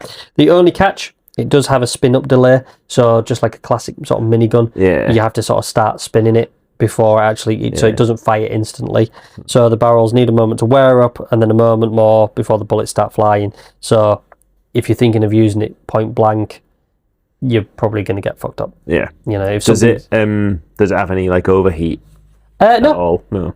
No, none at all. None at all. So yeah, the only catch is just to simply keep your distance. It's a mid to long range use, and that's it. If you use the Gatling gun in Resident Evil 2, this one will feel instantly familiar. Same destructive punch, same iconic look, same sort of why even bother aiming kind of vibe going on. Yeah. But RE3 comes with two huge advantages. It takes only one inventory slot, where the RE2 version took two, and there's no penalties. Using it won't hurt your final ranking in any way. Beautiful. So yeah, basically you get all the fun and none of the consequences. So, final thoughts. The Gatling gun is the game's ultimate power fantasy, a reward for your skill and nerves in the Mercenaries, and a tool that turns the entire main campaign into a victory lap. Whether you want revenge on Nemesis or just want to turn Raccoon City into Swiss cheese, this weapon is your ticket. Unload endlessly, dominate everything, and enjoy every second of it. So there's only one final unlockable now, and in terms of weapons, etc., and from the Mercenaries mode, and that is the infinite ammo. Yeah, which we've already sort of touched upon. Yeah, so now this sounds self-explanatory, but there is actually a little bit more to it. The infinite bullet case is one of Resident Evil 3's most coveted rewards. It's a gleaming little box packed with ammunition that never runs out when combined with a weapon. It grants bottomless ammo for the rest of that playthrough, effectively turning Jill or Carlos into a one-person army. To earn the infinite bullet case, it requires dedication. It becomes available only on hard mode, and only from your second playthrough onward. To qualify, players must defeat every single previous Nemesis encounter leading up to the 7th confrontation. This final opportunity occurs at the clock tower immediately after Carlos administered the antivirus vaccine to Jill. If all previous Nemesis fights have been won, the creature's second form in this encounter will drop the infinite bullets case. On a first playthrough, this is where he drops the M4A1 assault rifle. The infinite bullets case can combined with any weapon, but it's a single-use item, and once it's applied, it disappears forever. Oh god! So yeah. Don't apply it to the handgun. No. Or the knife. No. Infinite swipes. The chosen weapon will then fire endlessly without consuming any ammo, and weapons that support multiple ammunition types still allow you to toggle between them, provided you have at least one round of the desired ammo to unlock infinite use of that type. So meaning, if you've added the infinite ammo to the grenade launcher, as long as you've at least got one flame round, acid round, freeze round, grenade round, you can still combine it to the gun, and it'll just make that version a version of the ammo infinite. So that's pretty cool. So yeah, that's just a really sort of cool little thing. So and just on that same sort of token, you can swap. If you did actually add it to your handgun, if you put enhanced rounds into it, you'd have infinite enhanced rounds. Oh, right, yeah. Or same with the shotgun. So, so the shotgun or the handgun wouldn't be a bad shout as long as you was gonna infinite ammo the enhanced versions of the rounds. But I probably still wouldn't do it with a handgun. Shotgun might be quite fun though. But yeah. So the mine thrower is obviously the one we said. You add it to that and it'll give you the heat-seeking projectiles. The other one is there is another way to obtain it, and that is to buy it in the Mercenaries mode. Yeah. So you can actually buy the infinite ammo upgrade, and that is $9,999. So you've really got to work for it. But the difference with that version is that every weapon is infinite ammo. Oh, cool. So this version is the infinite ammo case where you use it in a gun and then that's it. But the infinite ammo version that you can unlock in Mercenaries is infinite ammo for every gun. So there's two versions of it essentially. So yeah, so that's it. And then I always like this part. It's the cut content. Oh yes. So, cut content, unused assets, and Easter eggs. So, always a fun part of typewriter sessions. Earlier, we discussed the earlier, it was in the last episode, we discussed the early demo release of the game at E3, and in that demo, some of the character assets were noticeably different. Early builds featured a different status portrait for Jill, and many of the item icons, such as the handgun, were replaced by the time the game actually launched. There are also unused early Jill models hidden within the game's final files. These appear to have been created for a character select feature similar to the Mercenaries mode. Several other characters, including Brad, Dario, and even Tofu, also exist as leftover PLD player data files and can still be used today through hacks or mods. Their presence suggests they may have originally been intended to be playable characters at some stage in development, but whether that is in the main game or in the unlockable Mercenaries mode is unknown. I probably think they were unlockable characters for the Mercenaries mode. Yeah, I can't imagine playing the whole campaign as Tofu. No, definitely not. I can't imagine it. I mean, it'd be wonderful, but yeah, but I know what you mean. A full game as Tofu just seems a little bit ludicrous, doesn't it? You know, I mean, and playing a whole game as Dario, no. I think it's they were probably unlockable characters for the Mercenaries before they decided to turn it into that sort of like Operation Mad Jackal thing. Although not something cut, but something which was changed was the music box puzzle in the clock tower. In the original cut of the game, this was a randomised puzzle, and you had to listen to the tune to correctly solve the puzzle by placing the pegs in the right order to replicate the tune. Later releases of the game changed this and gave you the solution by way of a text dialogue box. This would be something like UDUUDU.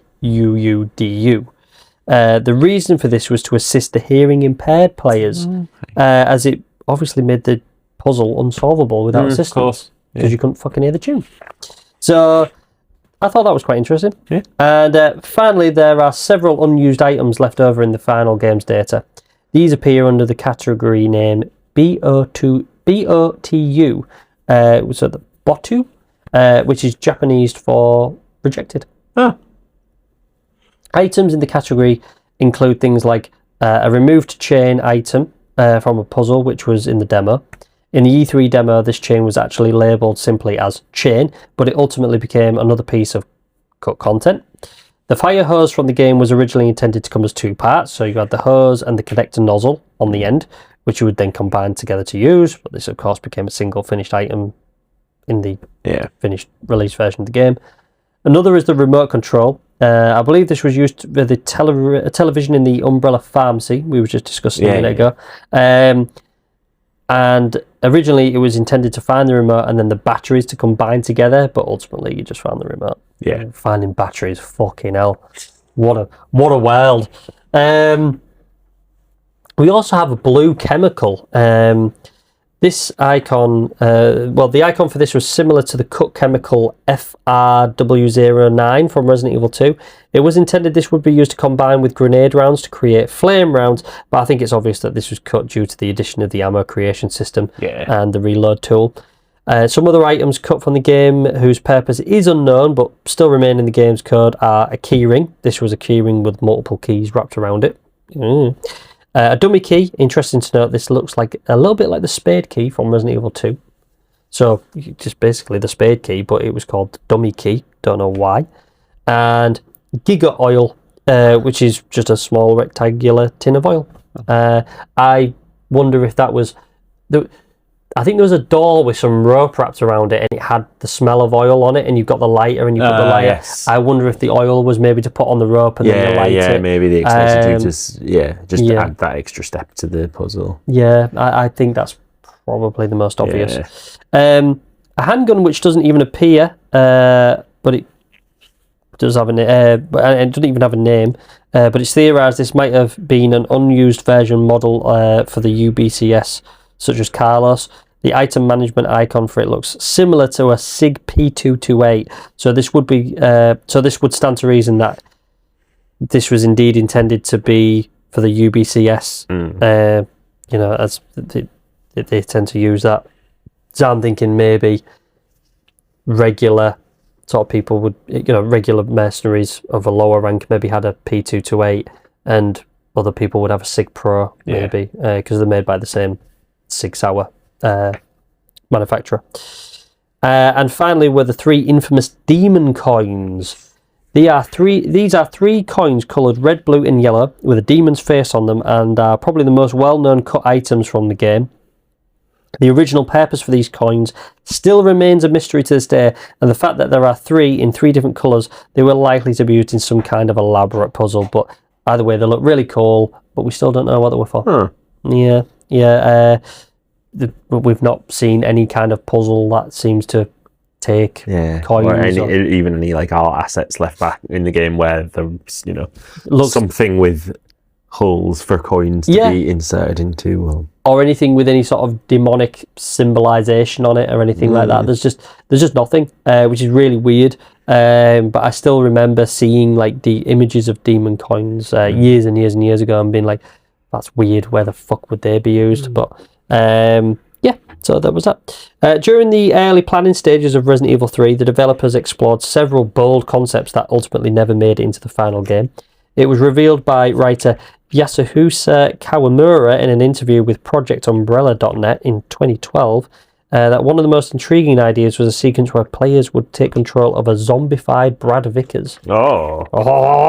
Serving as a direct narrative bridge to his cameo appearance in Resident Evil 2. While the team considered it, and quite seriously might I add, the notion was eventually abandoned. Resident Evil 3 was positioned as a smaller, budget-conscious side project, and the developers concluded this simply didn't have the resources to implement the feature properly. Another set of early concepts involved the possible return of 2 iconic B.O.W.s from the first game, the Neptune Shark and the Grotesque Chimera.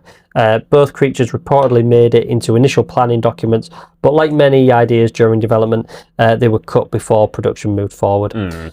So other B.O.W.s which never made it past concept were, firstly, the Wildcat. The enemy B.O.W. looked like a humanoid cat, looked like something out of Thundercats. Yeah, seriously. It was intended these would appear in Raccoon Park, with the idea they were infected animals from the nearby zoo. These were ultimately replaced by hunters in this area, and the Wildcat never made it past concept art. Another is a zombie horse. I think this is a cool idea in concept, but I'm not sure how great it would have worked in the game. I mean, a big fucking horse in some of those narrow areas would have been an absolute nightmare. But presumably this was cut due to a number of issues, and it would have cost during development, and as I just said, it probably would have been a nightmare in confined spaces. Tyrant Inferiors were a muted zombie variant. I actually like the concept of these and think these would have been a cool take on the zombie, which had largely remained unchanged since the first game. It was intended these would be mostly the same in appearance to regular zombies, but their most notable attribute being they could run and they were slightly tougher to put down. So they were like enhanced zombies almost. We did kind of get a halfway measure with the charging zombies, but they were nothing quite like what the concept of the sort of Tyrant Inferiors were. But yeah, I think these were like quite a cool idea, and I'm kind of surprised we haven't seen them in somewhere, which I don't think we have. I don't know. I don't think so. Like an enhanced zombie, almost like a Tyrant class zombie. Yeah, like pretty cool. Yeah, sort of somewhere between a regular zombie and old big arm. Yeah, old big arm and eyeballs. The transforming creature was another early enemy concept considered, but ultimately scrapped during development. Artwork reveals that both versions of the design were intended to evolve from a female Umbrella test subject, identifiable by her hospital-style gown and the use of the term transform in the design notes. Design A, the first iteration, retained a mostly human silhouette. The creature was depicted as a thin, unsettling figure with an additional pair of eyes on its forehead. Its arms were the most grotesque feature. Each forearm was designed to mutate into a mouth, complete with teeth and long lashing tongues. This version leaned heavily into an uncanny body horror, while maintaining a recognisable human form. And it had another version which was like a further mutation from humanity. This version was covered in multiple drooling mouths, including a prominent one extending from the back of its head. giving it a far more monstrous and chaotic appearance. What remained of the original hands were now integrated into the arm jaws, emphasising its complete loss of human structure. A smaller sketch demonstrated how this creature was meant to attack. It would lunge forward and bite off a victim's arms, with Jill Valentine used as the example target. The notes imply that the more extreme form may have been envisioned as a later stage mutation of Design A. So that transforming creature would first be Design A and then into Design B. Yeah. Similar to the progressive transformation seen with William Birkin in Resident Evil 2. That's a shame they didn't do that. That's a really cool...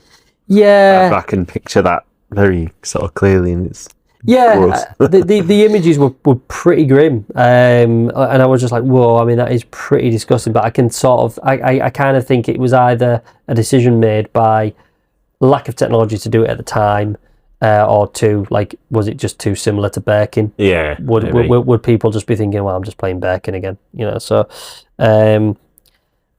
finally, an unnamed but utterly disgusting-looking enemy was another early creature concept abandoned during the concept art stage. This design envisioned a human body wrapped into a twisted, arthropod-like monstrosity blending humanoid structure with insectoid distortion. Despite its unsettling form, the creature's defining trait was its incredible agility. It was designed to leap over 10 meters into the air, making it a fast, unpredictable threat. And it never made it into the final game, but either way, it sounded pretty gross. Yeah. So the game was also packed with some interesting Easter eggs. So outside the movie theatre, you pass on the streets of Raccoon City, there are posters for Biohazard 4, using the zombie image of the cover for Resident Evil 2. Inside the hospital, when playing as Carlos to retrieve the T-virus vaccine, you'll see a poster for Dino Crisis, which would have released around this time and was also developed by Capcom, of course, and also had Shinji Mikami attached to the project. One of the coolest Easter eggs, I think, in the game, which really expands the lore of the events of Raccoon City and also helps to get your imagination going in the sense of what has been going on in these different corners of the city, are the numerous remnants of the B.O.W.s scene scattered around, most notably the Mr. X tyrants. Yes. There's quite a few, isn't there? Yeah, especially when you're getting to that sort of like the where you go have the final Nemesis encounter, and there's literally just a big sort of tyrant. Yeah. Like just like dead, slumped against the door. Yeah, that's it. Because you can see you see a few. Well, I'll go into it shortly, but you see it's mostly when you get into the dead factory. But yeah, you see a few sort of Mr. X tyrants, but then you see like a fully transformed one just completely like put into the wall. So anyway, during a cutscene in Resident Evil 2. We are introduced to Mr. X, who is deployed out of a pod/capsule from a helicopter. Alongside this pod, you can see 5 other pods, all presumably holding the same B.O.W. The game essentially confirms that this to be the case, as you'll see these dotted around the environment, and I'll list their locations here. They are all found toward the end of the game in the Umbrella factory, presumably because Umbrella was looking to mop up all of their dirty little secrets. One can be found outside the double doors in the sewage area near some dead U.B.S. soldiers. Presumably, they were killed in a firefight with said soldiers.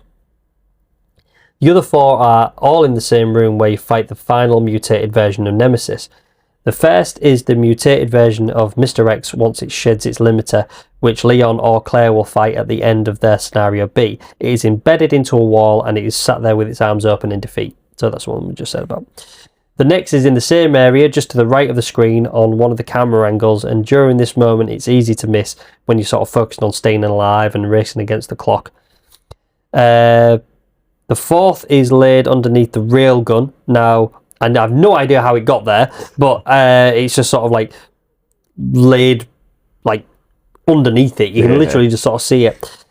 And the final one is slumped in the corner right next to the elevator control panel. So it seems like the load of them were just sort of like dropped into this area, probably just trying to cover up any shit with the railgun or whatever, I don't know. It's pretty cool, and it makes you wonder what they were doing there and how they were all killed, because to me it looks like someone was able to take these things out, and I have no idea how, because, fighting Mr. X and especially his mutated versions, they fucking struggle to kill them. You know, they were hard, weren't they? You know, so, but yeah, it was really, really cool. Anyway, a very simple and nice little Easter egg is a painting of the Arcalay Mountains found on the wall in one of the hospital rooms when playing as Carlos. So it's really cool. And a summary of all the other little Easter eggs, we get plenty of references to real-world brands such as Burger Kong, Raccoon Bell, 7 Down instead of 7 Up. I mean, it's just, that's almost terrible. The DeLorean returns and is found parked outside the petrol station. Yeah. Oh, gas station, if you're listening from the States. Cheers, guys. And there are 2 signs which reference some of the developers who worked on the game. First is the Blue Mountain Warehouse, where Jill starts.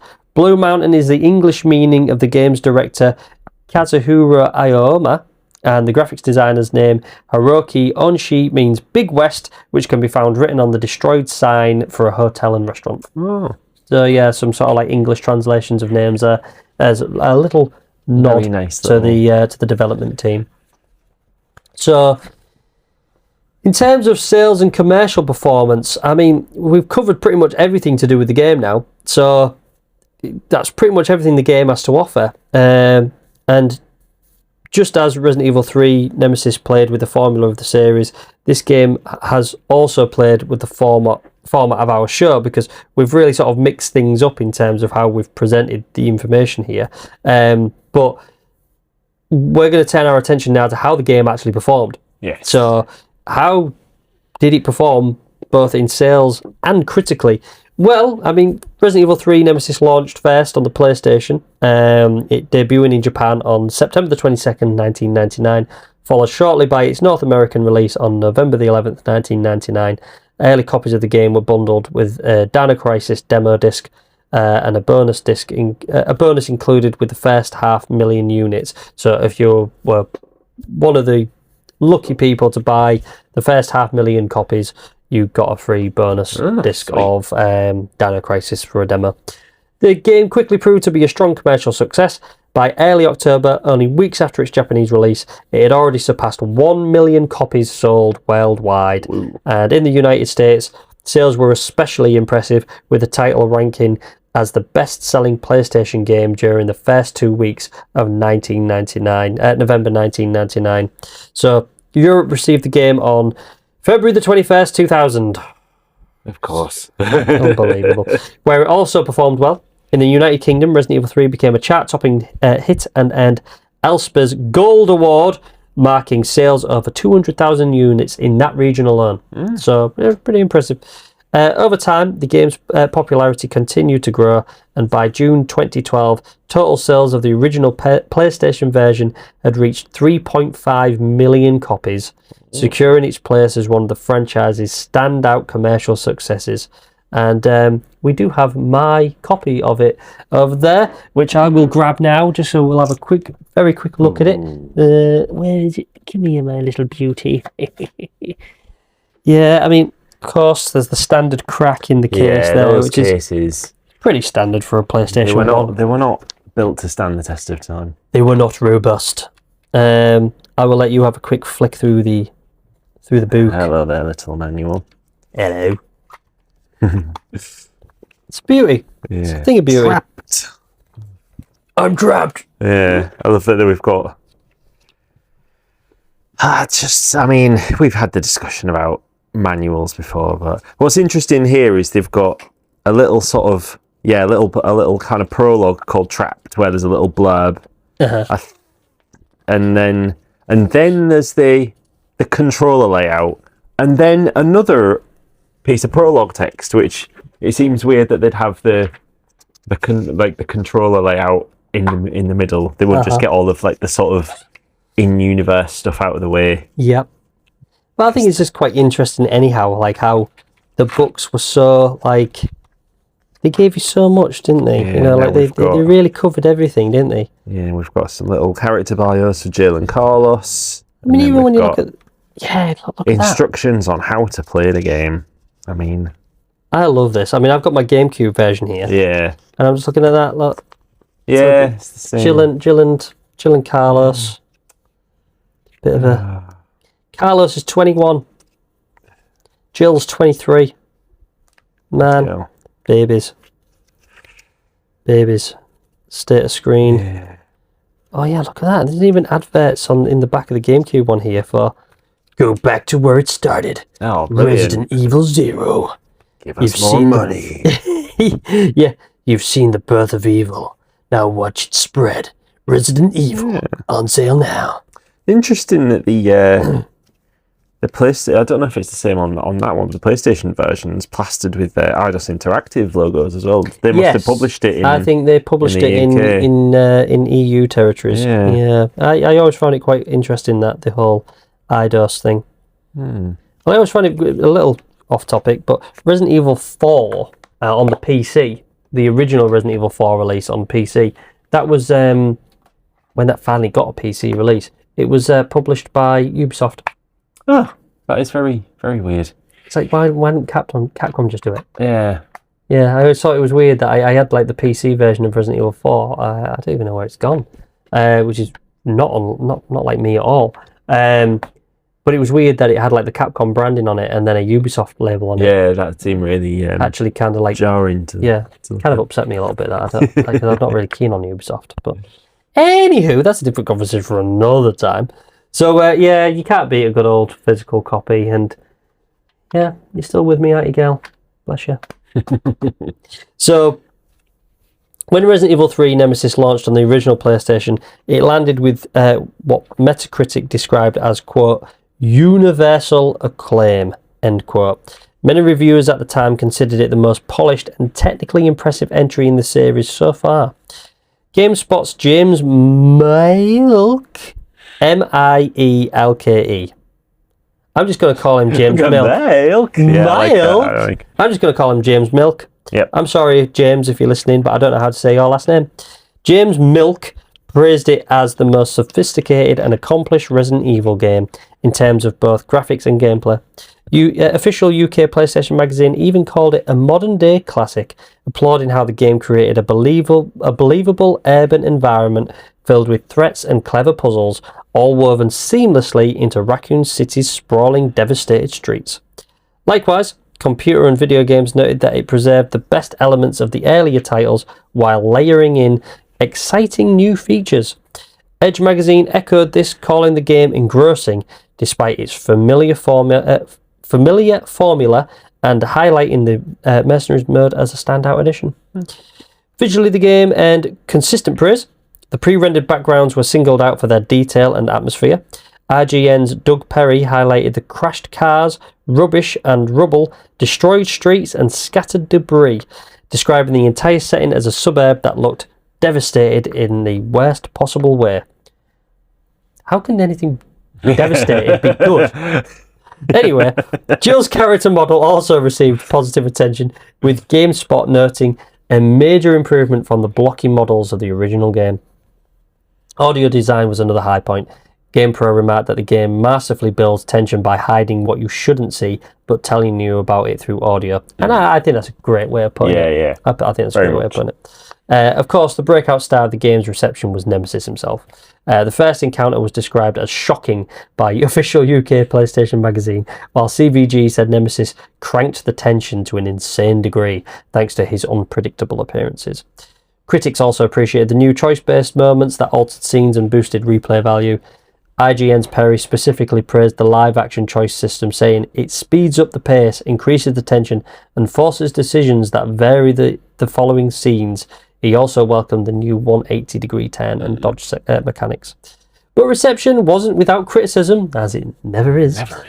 Some reviewers felt the game was too short, especially compared to Resident Evil 2, pointing out that it only featured one playable character and it fit onto a single disc. The dodge mechanic also received mixed reactions, while some saw it as essential.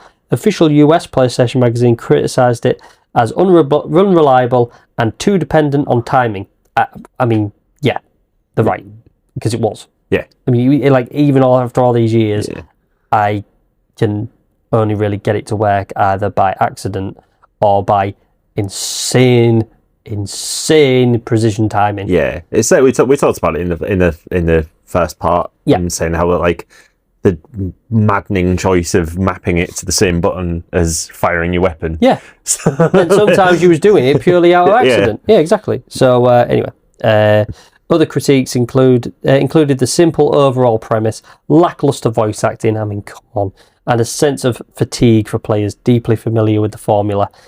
What is it with the voice acting?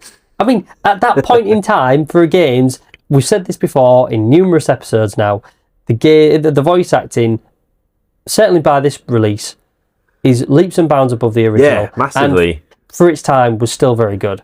I mean, Catherine Disher was a good voice actress. You know, like she was good. Like she had done multiple voice acting roles, and she gave Jill Valentine a level of personality she hadn't had in the first one.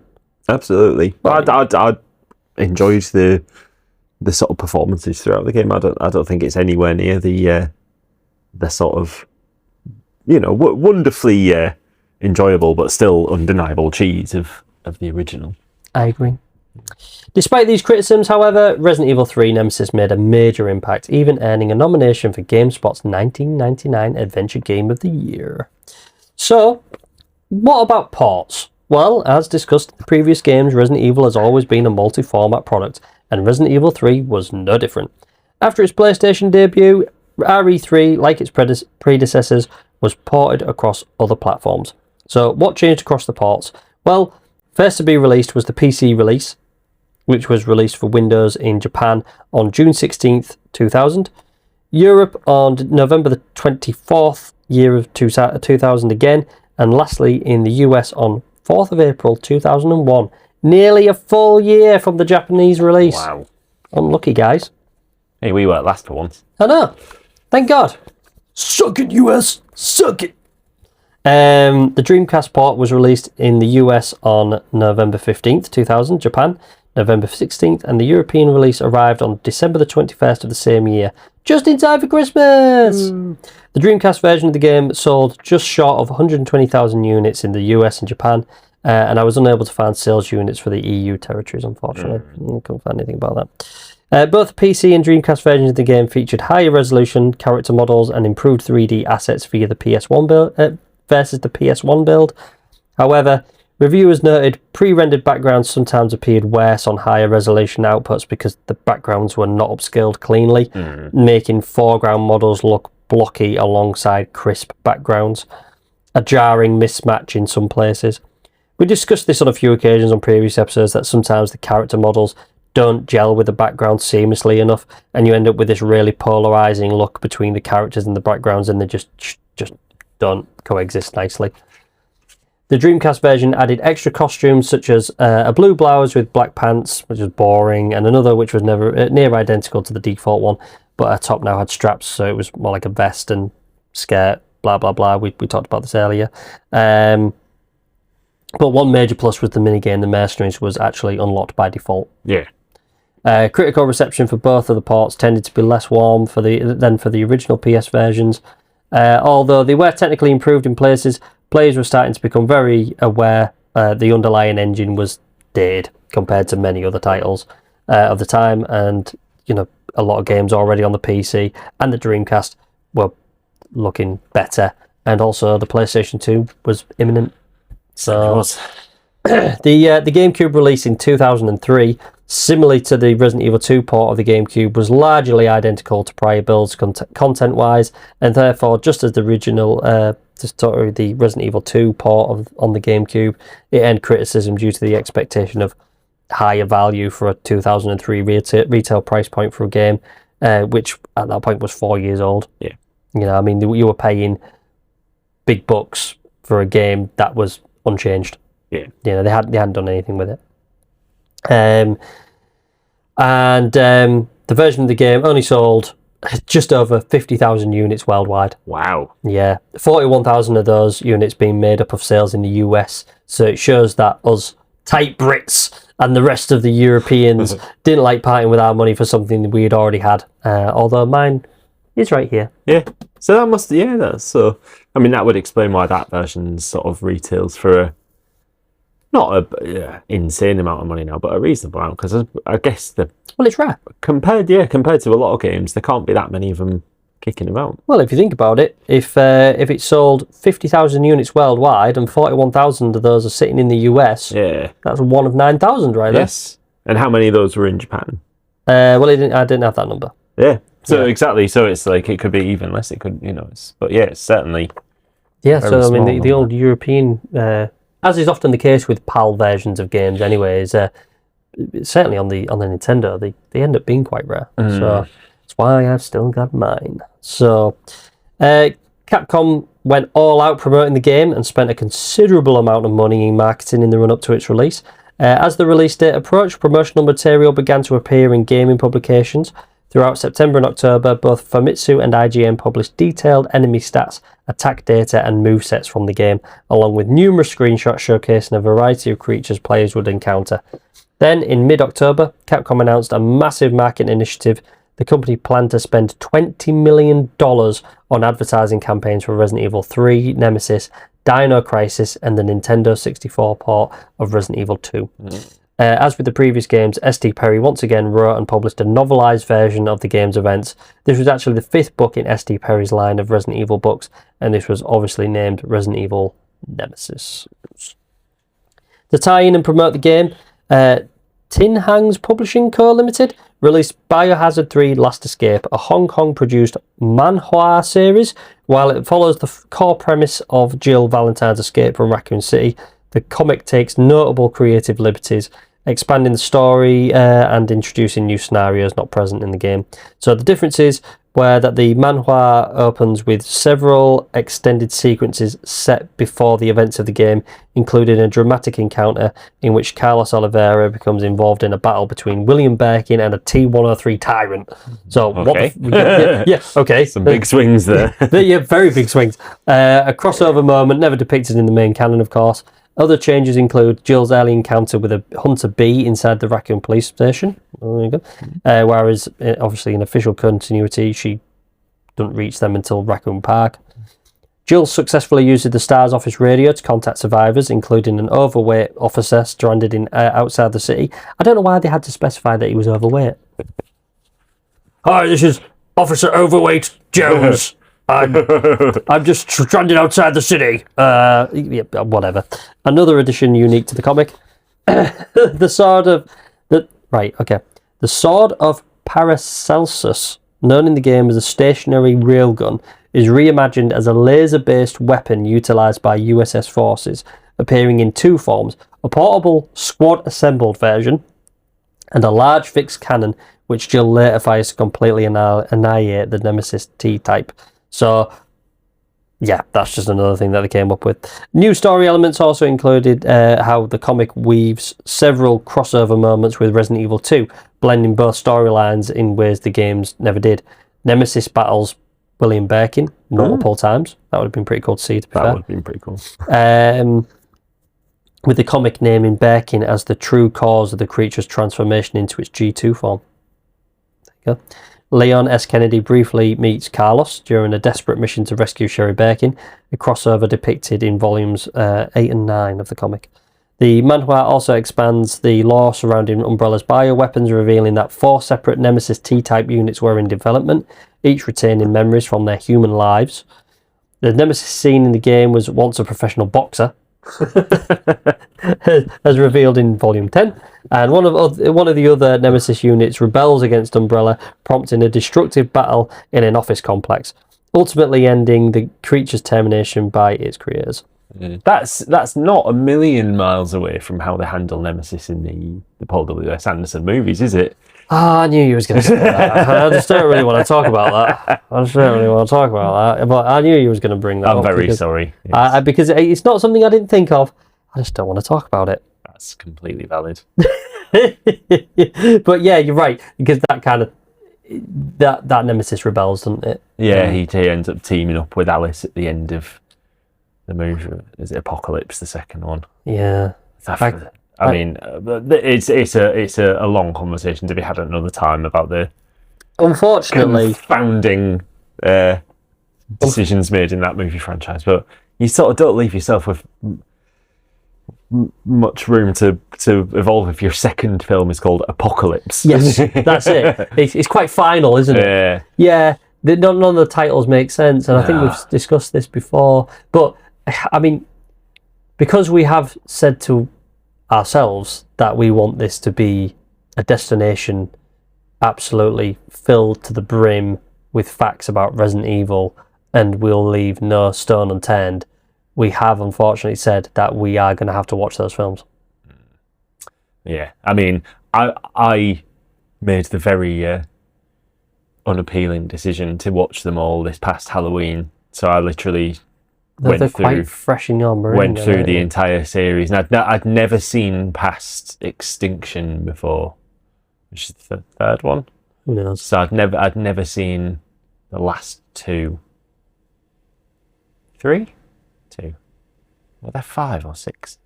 Do you see? I've just watched them all, and I can't even remember. We're still talking about it long enough than I wanted to. I know. I'm very sorry, but I have no intention of putting myself through that again. But we will. I remember them enough for our fans. I remember them enough that I could still talk about them with some level of.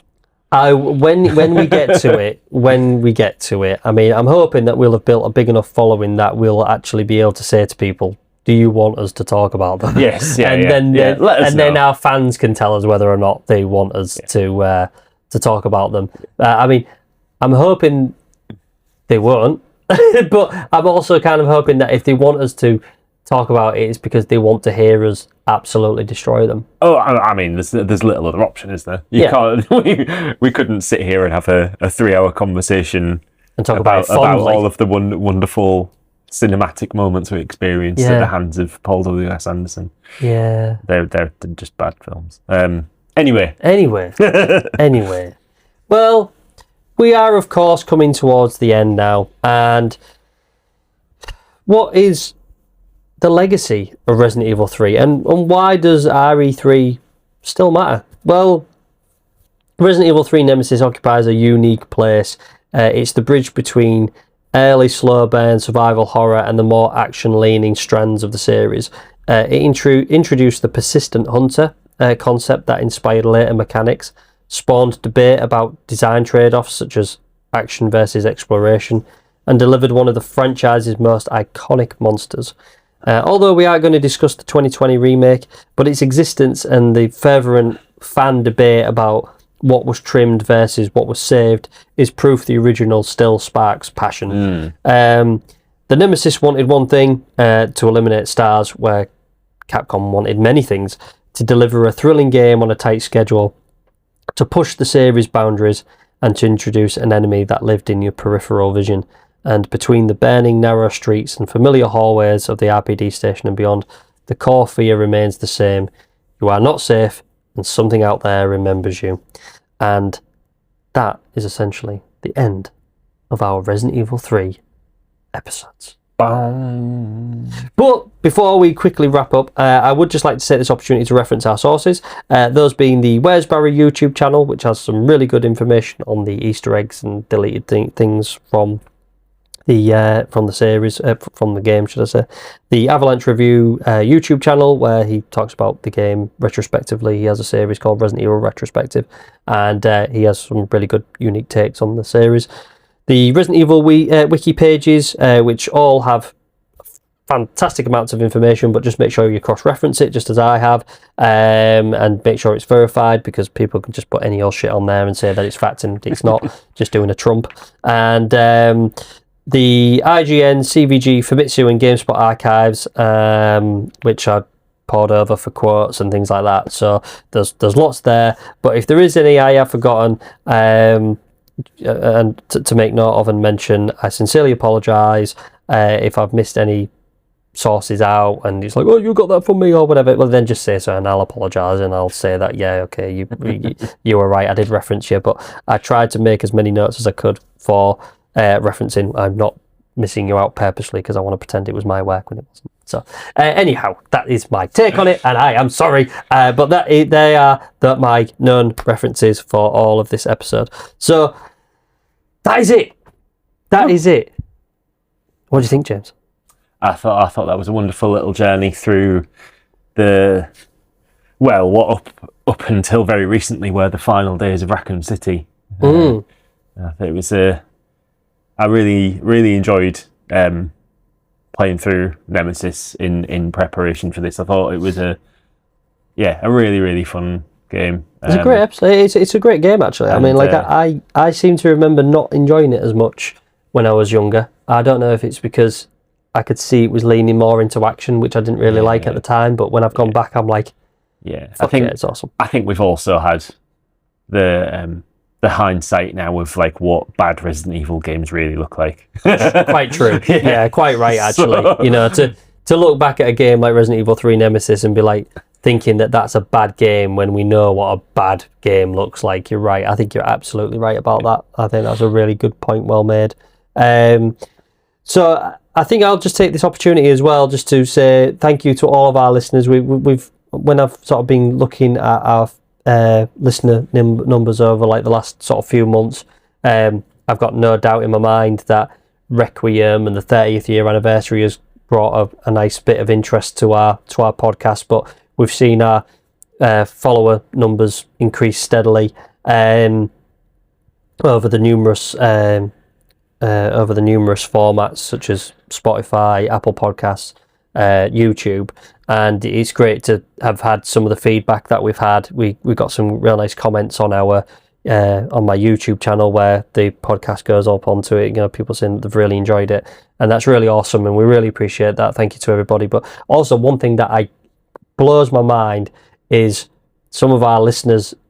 Our listener base is quite heavy in the States. I know. Which is awesome, you know, because like we're just here in a little port town of Hull, England, and we've got listeners in NYC and Atlanta and Chicago and San Jose and things like that, and it's so fucking cool. It is. It's crazy. It's awesome. And we're, you know, very, very happy that you're all listening to our rambling little conversations about these silly little zombie games. Yeah, and it's really, really cool. You know, I never really sort of expected it. I mean, it's out there, isn't it? Anyone can access it, but the fact that it's taken... People are accessing it. Yeah, that's it. There's people in LA listening to it. It's just like, that's so fucking cool, man. You know, so seriously, for all of our followers, new followers that are enjoying it, you know, thank you so much. If you've got Instagram, go and follow us. It's simple, @Typewriter Sessions.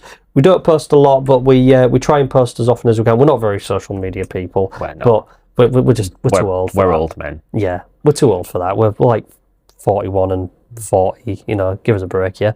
But we try and post as often as we can with updates about the upcoming videos, upcoming episodes, etc. So keep an eye out on there. You can also drop us a message if you've got any feedback, anything you'd like to hear, and we do of course have plans for our next episode.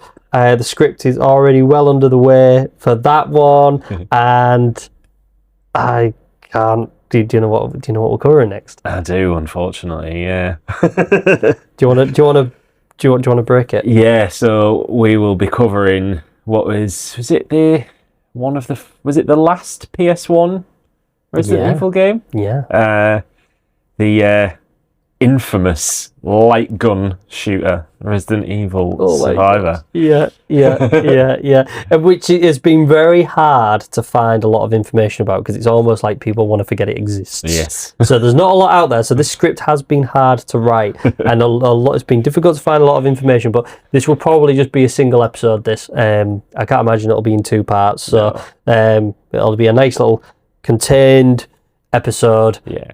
On our little island trip. Indeed. And also, maybe before that, we'll probably be doing our next field report. Yeah. Where we will cover in a lot more detail than we have today our sort of thoughts and feelings, and probably some like story spoilers for Requiem. Yes. Assuming I managed to find the time to finish it. Yeah. Please. I will do my best if I have to get up at 4 a.m. and it'd be great to do a field report this year. Yes. Yeah. I'll try my best. So we'll try and get a field report out to you soon. Field report 1.2, Requiem retrospective, and then we'll obviously get our next episode covering Survivor out. Oh my god! And until then, is there anything else you'd like to cover, James? No, I think I'm good. I think, we're feeling good. I think we've covered everything, haven't we? Yeah. I think we've covered everything. Well, thank you very much, everybody. Yes. And in the meantime, it's goodbye from me, and it's goodbye from James. Start. I love it. I had to get one more in. Of course you did. What else are you going to say until it's not going to be till the remake when you get to say that now. And thanks for listening, everybody. And as always, keep your ink ribbon stocked up, and we'll catch you in the next episode. Bye, everybody. Bye.